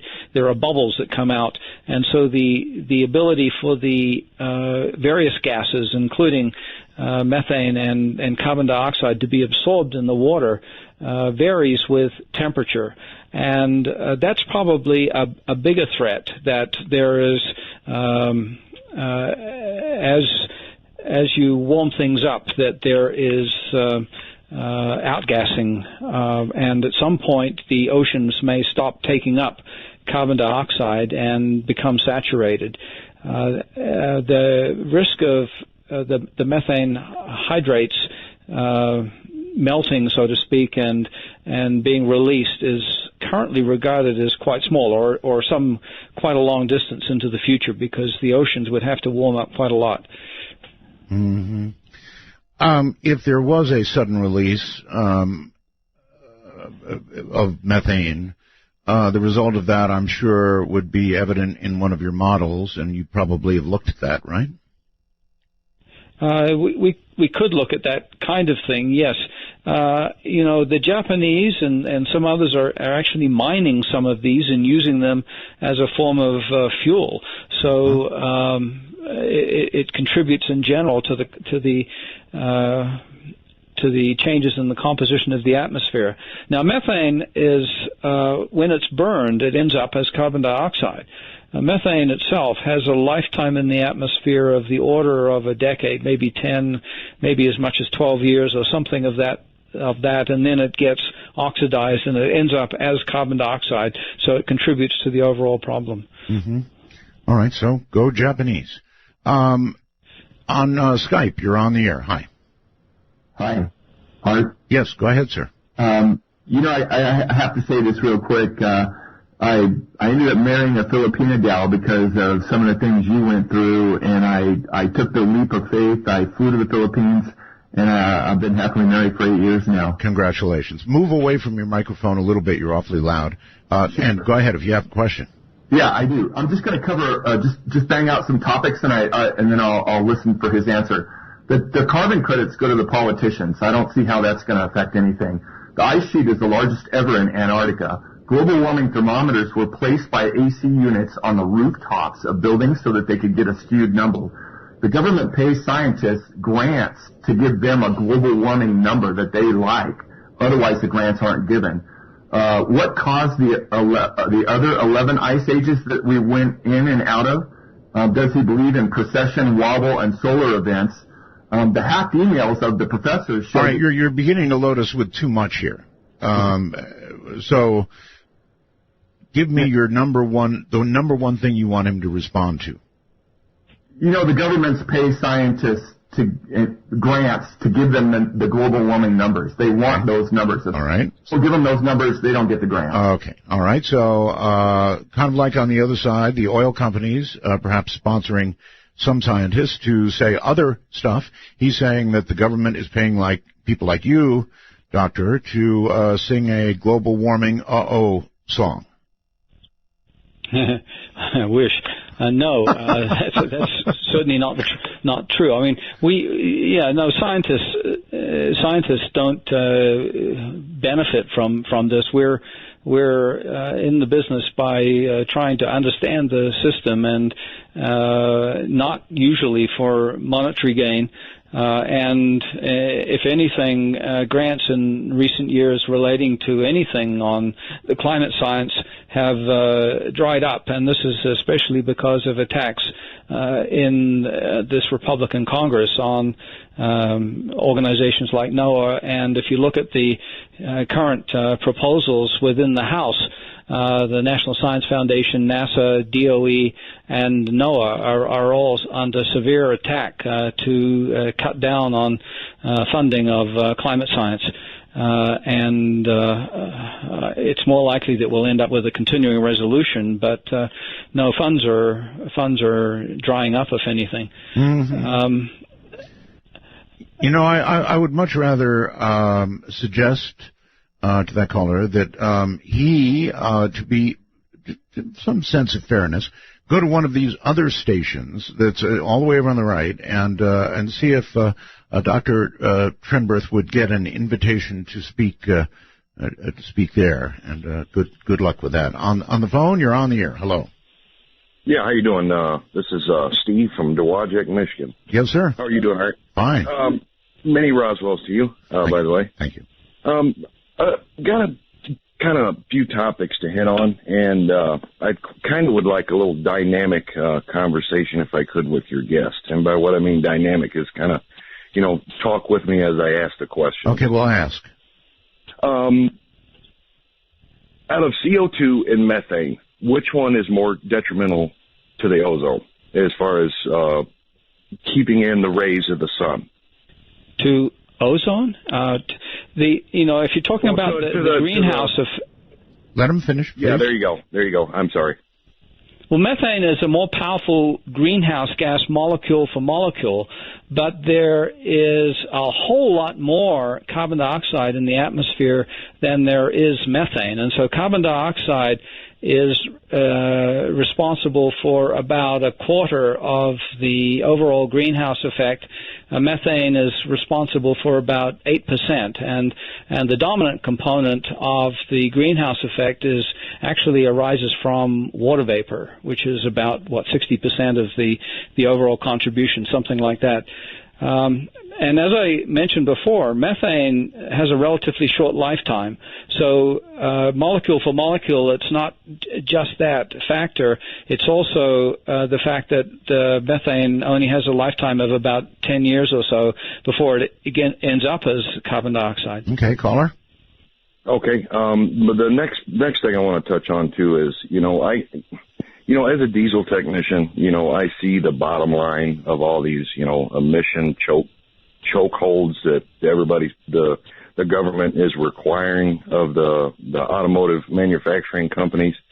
What I don't see anybody talking about is the agricultural industry. And what I mean by that is the agriculture in raising and slaughtering livestock and producing methane. And from what I've understand in a few documentaries and a lot of literature that I've read, that the methane that these farms are producing is actually putting a lot more methane in the atmosphere, which causes what you're saying is a more powerful but shorter lived, he said. Right.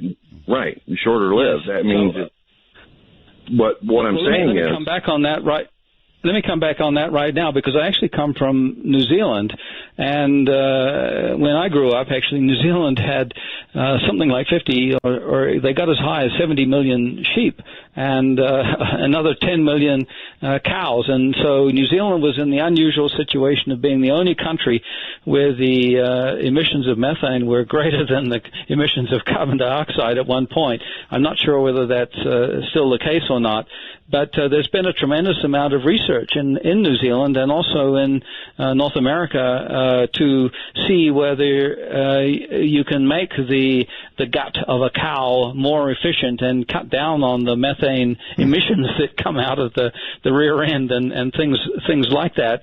But that's a side product of animal husbandry, and I don't know a great deal about it, but I don't know that you can do that much about it either. You can, maybe do a little bit around the edges by changing the food. Caller? I mean, from what I understand, I mean, these farms and whatnot that are actually, raising and slaughtering these, that's basically what it amounts to. That's what they're doing.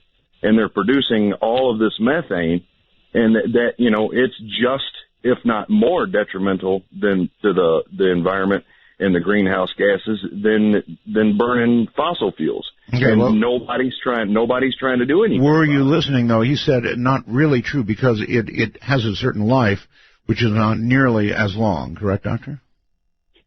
Yes, and there are some farms, I understand, where they actually catch some of that and use it as a fuel. So they recycle it. I mean, the main methane comes out of the gut especially from cows through the backside of the cow. I don't think it's in the processing of the meat or in the processing plant, and certainly if it was, then that should be changed, because there's no good reason for that. Another major source of methane, and one which is really quite worrying, is from fracking, hydraulic fracturing that's going on, and there is far too much leakage of methane that escapes in that process, and I don't think there's a full accounting of that. I have not heard that one. Worrisome to me. Mm-hmm. All right, Scott on Skype, you're on the air. Hi, Art and Doctor. I want to say thank you, first of all, for doing the show, Art. Very welcome. I live this every day. I've got a company that installs solar systems. I'm a vegan. My epiphany, first of all, there's a couple comments and then a question at the end, but my epiphany was looking at my kids playing in a clean lake and seeing that and knowing that if we don't take care of what we have now, we have a responsibility to this planet. All of us do. And it's really easy to shirk our responsibility and put it on to the next politician or the next person, but we have to all take responsibility today. I'm in a field, in an industry that's growing exponentially, 41% growth last year. Well, the current economics are not in your favor. No, Art, you're wrong. It's the solar industry. I want to be wrong, but I mean the price of gas is just dropping like crazy. Yeah, but gas. You see, the thing is, people are starting to get it, and I think they are. We jumped forward a little bit on where I was going to go, but I think I have hope for the future. I really do, and I think that I'm seeing people adopt solar systems and put these technologies available today in their homes, and they're cutting their consumption of power daily with net metering that's available through different utilities. But the way you tackle this today, and this has come up in the previous caller, you can go to a meat-free diet. I mean, the amount of energy that goes into raising animals, it's phenomenal, and it is the number one carbon. Trust me, you're going to get solar panels up much faster than you're going to get people to quit quarter pounders. Well, I agree, Art. I completely agree. But if you're sitting on your couch listening to this show today, you have a choice. You have a decision you can make, and it's a really easy one. You can go and actually have a healthier way of living. You won't die from heart disease. And you'll actually help the planet. It's other than recycle. I mean, you can recycle. I do that. I have solar panels in my house, but I just take a step back and say to myself, what can I actually do? Okay, the number one thing you can do is stop eating meat. Believe me, I grew up in a conservative eating. I appreciate the suggestion. Thank you very much. And we'll leave it standing for those who want to quit eating meat. They can, but I'm telling you, solar panels are a lot easier. My own backyard is lined with solar panels. I've got a wind generator. I've got batteries. I've got inverters. I do all that, but I'm not giving up my burgers. Yeah. Let me comment also. Yes. I have solar panels, PV, on the roof of my house and have had for quite some time. Maybe we can quickly run through some other things. I mean, there are energy-efficient light bulbs. Certainly walking and bicycling is much healthier than driving a car. That's another one you could add. So driving less and drive a fuel-efficient car also. Don't overheat or overcool. I find it remarkable that you go some places and it's cooler in summertime because they overcool than it is in winter when they overheat. Wear a sweater in wintertime. Insulate your house. One of the easiest ways to capitalize on solar is to use a clothesline. The dryer that you throw your clothes into is not very efficient and is a huge user of maybe gas or electricity. So there is a whole lot of little things that you can do that indeed make you more responsible in this regard. Yes, sir. All right, Doctor, hold tight. We're at a kind of a short break here. My guest is Dr. Kevin Trenberth, and we'll be right back. Sailing away on the crest of a wave, it's like magic. Oh, rolling and riding and sleeping and sliding, it's magic. In that darkest time between dusk and dawn, from the high desert, it's Art Bell's Midnight in the Desert. Now, here's Art. Here I am, and my guest is Dr. Kevin Trenberth. He is a distinguished senior scientist in the climate analysis section at the National Center for Atmospheric Research. Doctor, welcome back. Obviously, we're stacked up here. A lot of people want to talk to you. Yes, all right. So here we go. Scott, you're on the air. Oh, great. I'm getting a little echo. I'll try and see what I can do here. It's so great to have a show host who doesn't ask questions of the guests that they just answered in the last 30 seconds, by the way. Thank you. I completely disagree with your guest's math, and I can address it in less than 2 minutes. Go for it. Okay, first of all, the solar cycle peak-to-trough differential of energy impacting the Earth is not trivial.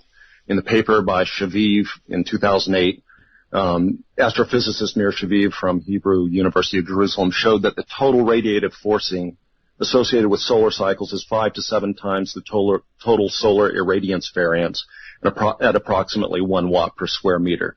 The IPCC claims 1.4 watts per square meter due to CO2, which completely disappears when using a dynamic model, as I'll explain now.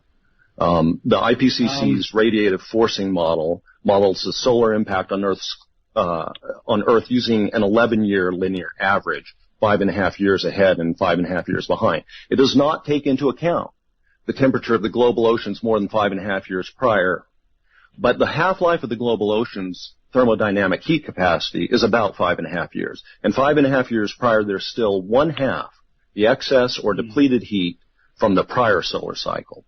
The thermodynamic transfer is of the form A times E to the minus KT, not a linear average. The solar cycle is not a constant 11 years. Its amplitude varies by 50% and the period by 50%. The current solar cycle is 55% the amplitude of the last cycle and is closer to 13 or 14 years compared to the prior 3 solar cycles, which were less than 11 and contributed to accumulating heat. The positive and negative phases of the cycle are nowhere near symmetrical. It is not a sine wave, and it is very highly distorted. Also, the ocean heat capacity is more than 1,000 times that of the atmosphere and land combined and represents the only energy storage component in the entire system, and yet the IPCC model chooses to ignore it. You're using a static model for a dynamic system. All right.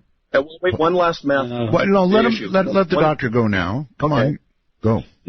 No, I think there's a lot of things there that you've said that are not quite right. The magnitude of the forcing is about 1/10 of what you suggested from the sun.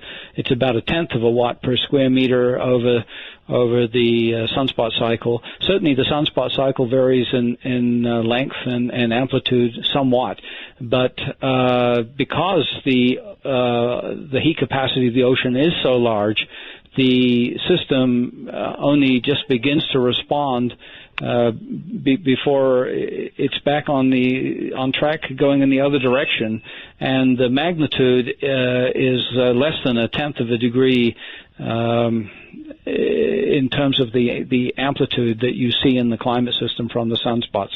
I'm sorry, it's just not your numbers just don't add up. I'm reading from Shabib's paper directly for 3 sentences here. Well, they show that there is gain. You're not well read in the literature. He shows that there is gain using the ocean as a calorimeter. All right, caller. 7 times total solar irradiance variation. All right, caller. Wait. Okay, I just want to say the last math problem is the Earth radiates energy into space more appropriately modeled by black body radiation, which is proportional to the temperature of the radiating body rate. Garbage. Hold on. Go ahead, doctor. So what you're citing is some paper that is not published in peer-reviewed literature, and what you're citing is simply not correct. I'm sorry. That is absolute nonsense. Black body radiation is correct. And thermodynamic transfer as AE to the minus KT is correct. A linear average is not correct. Okay, doctor? No, there's a real greenhouse effect, and the atmosphere or climate system does not act like a black body at all.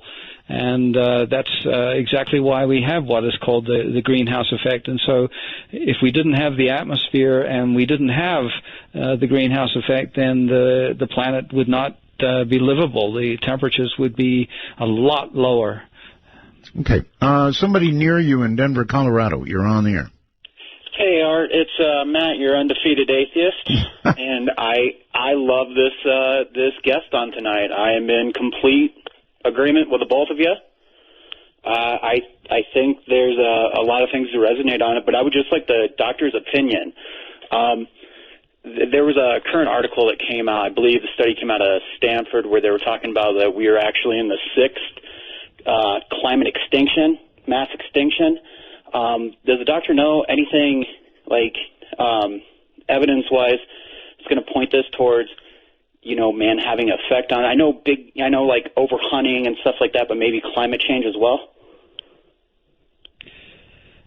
This is not paleoclimate, and the mass extinctions are not something I'm an expert on at all. But we have the influence of man, which is now competing with all of the major changes that have occurred in climate in the past. One of the earlier callers asked a little bit about that, and we never got to it. But the main cause of the changes in ice ages and the big cycles that have occurred in the past is the orbit of the Earth around the Sun, and the shape of the orbit, the precession of the equinoxes, and these occur on the tilt, which is a 20,000 year for the precession of the equinoxes, and 100,000 year for the actual shape of the orbit, and so there are variations on those timescales that matter. On much longer timescales, of course, is the whole evolution of the planet, the continental drift and building of mountains and all other kinds of geological processes that comes into play. And I believe the mass extinctions occurred on very long timescales. Okay.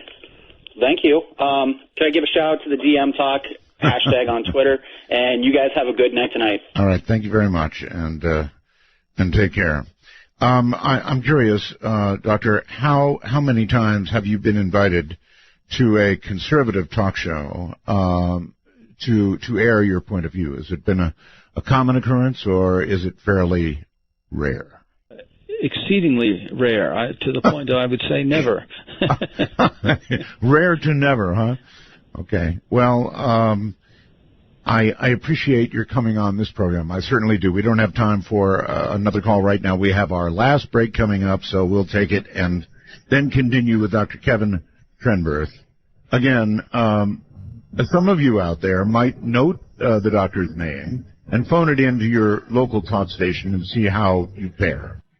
Down around the corner, half a mile from here, see them poultry run, and about some little bit that love. Will you partake of that last offered cup, or disappear into the potter's ground when the man comes around? To initiate a dialogue sequence with Art Bell, please coordinate your phalanges and call 1-952-225-5278. That's 1-952-CALL-ART. Hi, everybody. It's great to have you here tonight. It's a pretty spirited discussion, that's for sure. I've got to say this, Doctor, at the risk of sounding like, or have it sound Trump-like, if I understand the concept of a tax on carbon, and it may be the only way we can do it, but the idiots that run this country, even if they get a tax, they won't even use it to fix the potholes in our interstates, I'll bet you. I mean, they manage to waste everything they get their hands on. And so I do understand the conservative reluctance to have a big new tax. I also understand the need for it, so I don't know where that leaves me. The example you're really citing in many respects is the gas tax. The gas tax is supposed to go in order to support the infrastructure of bridges and roads and so on, and it hasn't increased for 20 years or something like that, and I think it's completely irresponsible on the behalf of Congress not to at least keep that going. It is completely irresponsible. That's why I said idiots run our country. Let's go, I don't know, Monterey, California. How about that? Hey, Art. It's Bob. I remember that you used to be the 9/11 operator here in Monterey. I was. You were. And at that time, did you ever go to the Sandbar and Grill? It was called the Windjammer Restaurant on the wharf. Yes, I did. Why? Well, you remember you have to walk down those stairs, and that restaurant is at the high tide level. Right. And I grew up here, so I'm 68, and that restaurant used to flood in the 50s and 60s, up into the 70s. but it hasn't flooded in over 25 years. So you're suggesting that ocean levels are lower? Yes. It's simply not true. Doctor? At least not on a global basis, but of course people do build barriers of various kinds, and that's what I would look for. There you go. Look, it's just science. Doggone it. How come people don't get that? Ocean levels are higher. They're going higher. That's science. It's fact. And for some reason, I don't get it. People don't want to accept it. No matter what, they don't want to accept it. Escondido, you're on the air. Hello. Hello. Going once, going twice. Hello, yes? Hello. Hi. I'd like to ask the professor about all this volcanic activity that we're in right now. This has been the most underwater and above the water in precedented history. Well, we going to charge them for their carbon output or what? Okay, well, it's a good question. We have had a lot of volcanic activity, and it does affect the atmosphere. Doctor? Not by historical standards by any means. I mean, the last major volcanic eruption was Mount Pinatubo in 1991 that injected a lot of debris into the stratosphere and produced a cooling for a couple of years. There's been quite a number of small volcanoes, and some of them are reasonably visible in the 21st century that we've seen so far, but the effects tend to be relatively local. They just they're all show and no real consequences to them.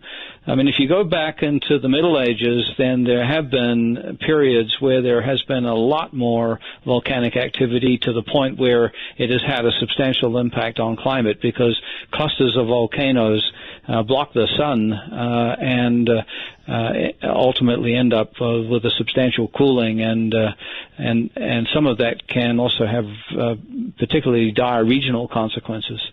Pinatubo also took out Clark Air Force Base.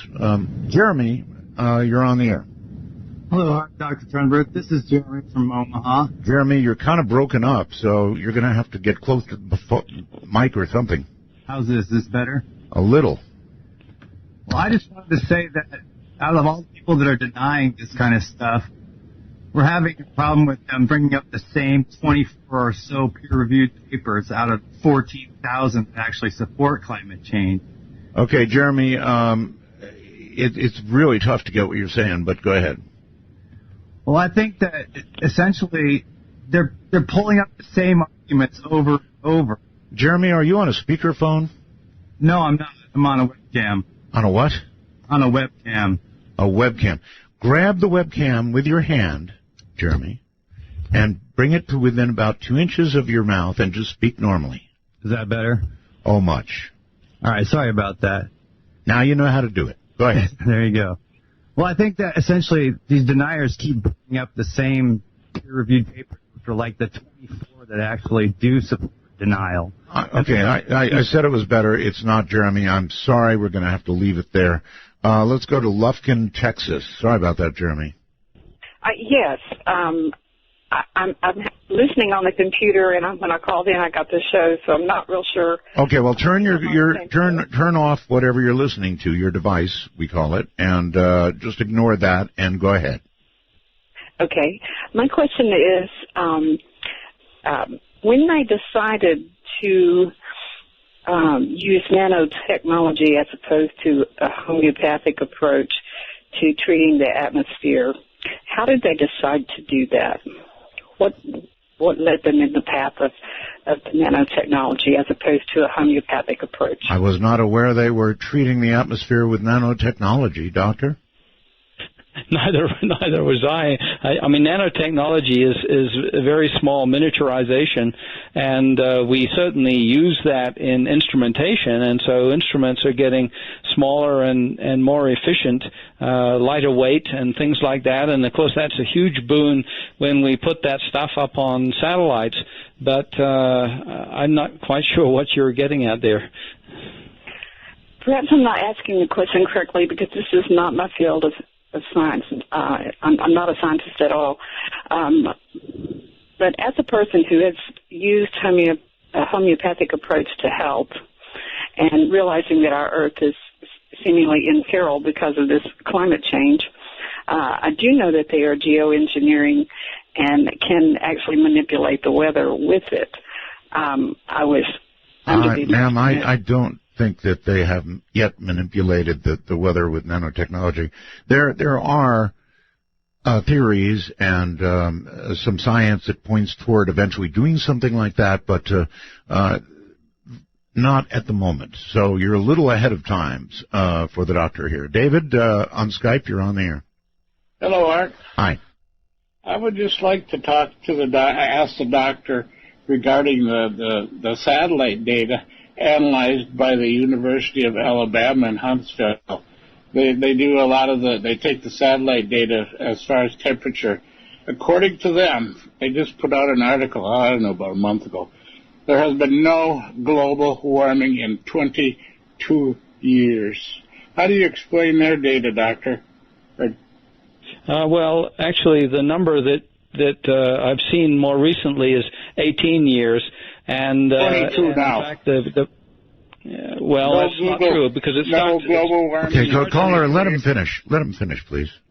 Okay. It starts in 1998, which is the warmest year on record. But that record begins back in 1979, and if you look at the full record, there has been substantial warming indeed. And that's so not this what is they say.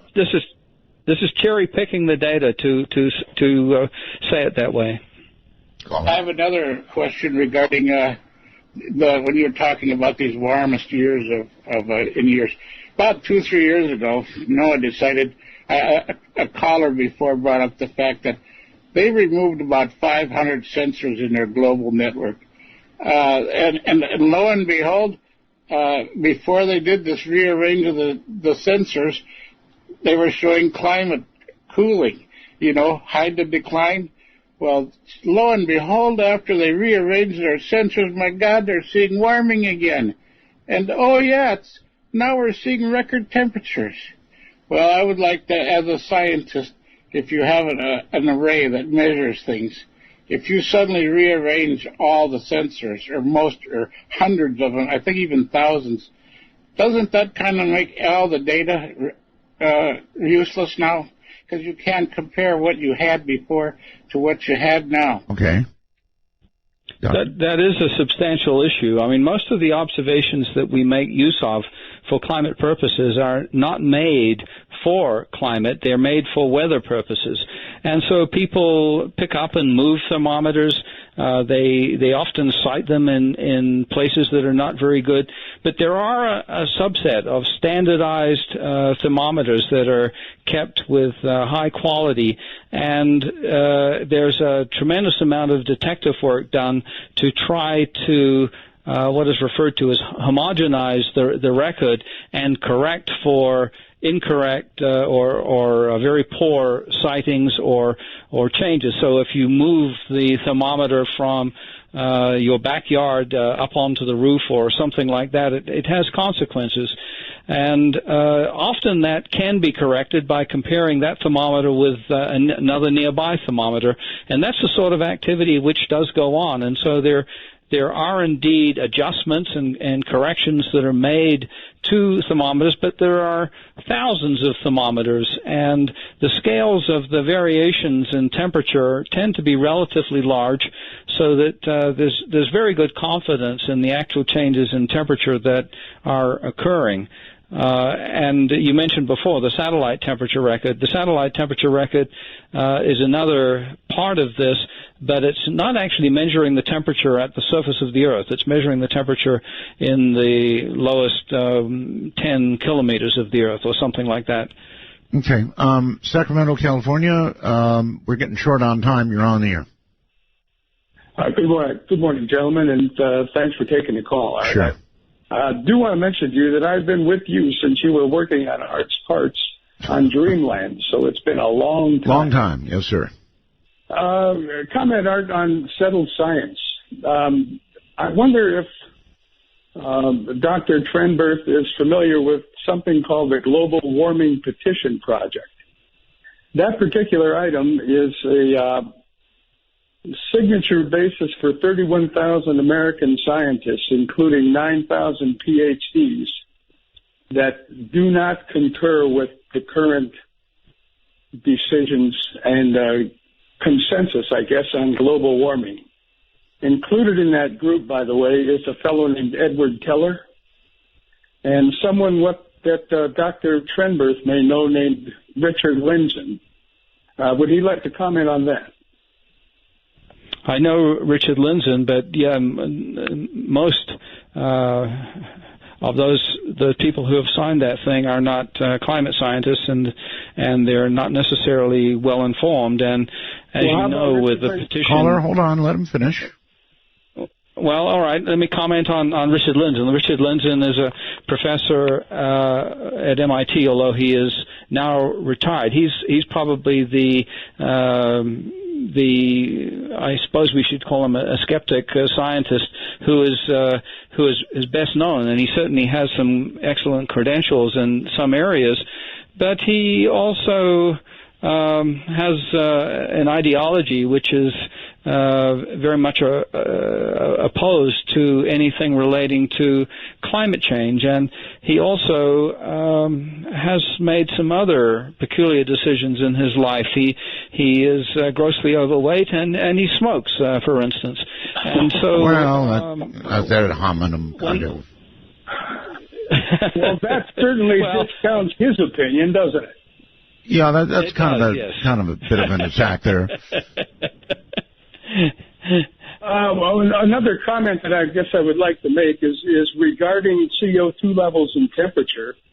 For the last 400,000 years, temperature and CO2 levels have varied together, but it turns out the temperature always precedes CO2 levels by about 200 years. Can you really account for that? This is just the opposite of the wildly famous hockey stick that's caused all this. Well, yes. I mean, I mentioned that before. As the temperature goes up, then there is outgassing from the oceans.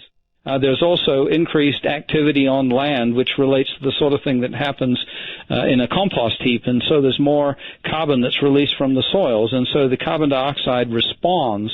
But it's also a feedback process. It amplifies the changes that are occurring. On the other hand, now humans are emitting carbon dioxide into the atmosphere, and so the carbon dioxide is no longer just a feedback. It's also actually a forcing of the climate change that's going on. Isn't the human contribution to that feedback roughly 0.28%, which is virtually nothing? No, that's not correct. I suggest you just check the number on that. Carbon dioxide counts for about a quarter of the total greenhouse effect. That's wildly different from some of the numbers that I believe have been published. 95% of the greenhouse effect is due to water vapor. No, that's not true. I've seen that number, and that came out of some of Fred Singer's work, and that's grossly incorrect. The water vapor is about 60% of the greenhouse effect. All right. Doctor, we're coming to the end of the program. Yes, we are. So I would like to ask you if there's anything you'd like to get on the air, like maybe a website, or where you would suggest that people read, or anything you want to get on before we're done. Well, if you Google my name, Trenberth, and NCAR, then you should find my website. It's much easier than me giving you a URL. And there's a lot of things there, including a list of my publications. There are many of them which are in the form of PDFs that you can download. There are also a number of PowerPoint presentations that are there that are often used by professors and others that and they're welcome to use them as long as they use them with attribution. All right. Doctor, it has been an honor having you on the program. I hope you felt we treated you well. Thank you. And we'll do it again sometime. All right. Thank you very much for having me. Good night, sir. Dr. Kevin Trenberth. All right. So there you have it. Would I have somebody on with the opposite opinion? Absolutely. And I cite that as the difference between this and any other program nearly that you can name.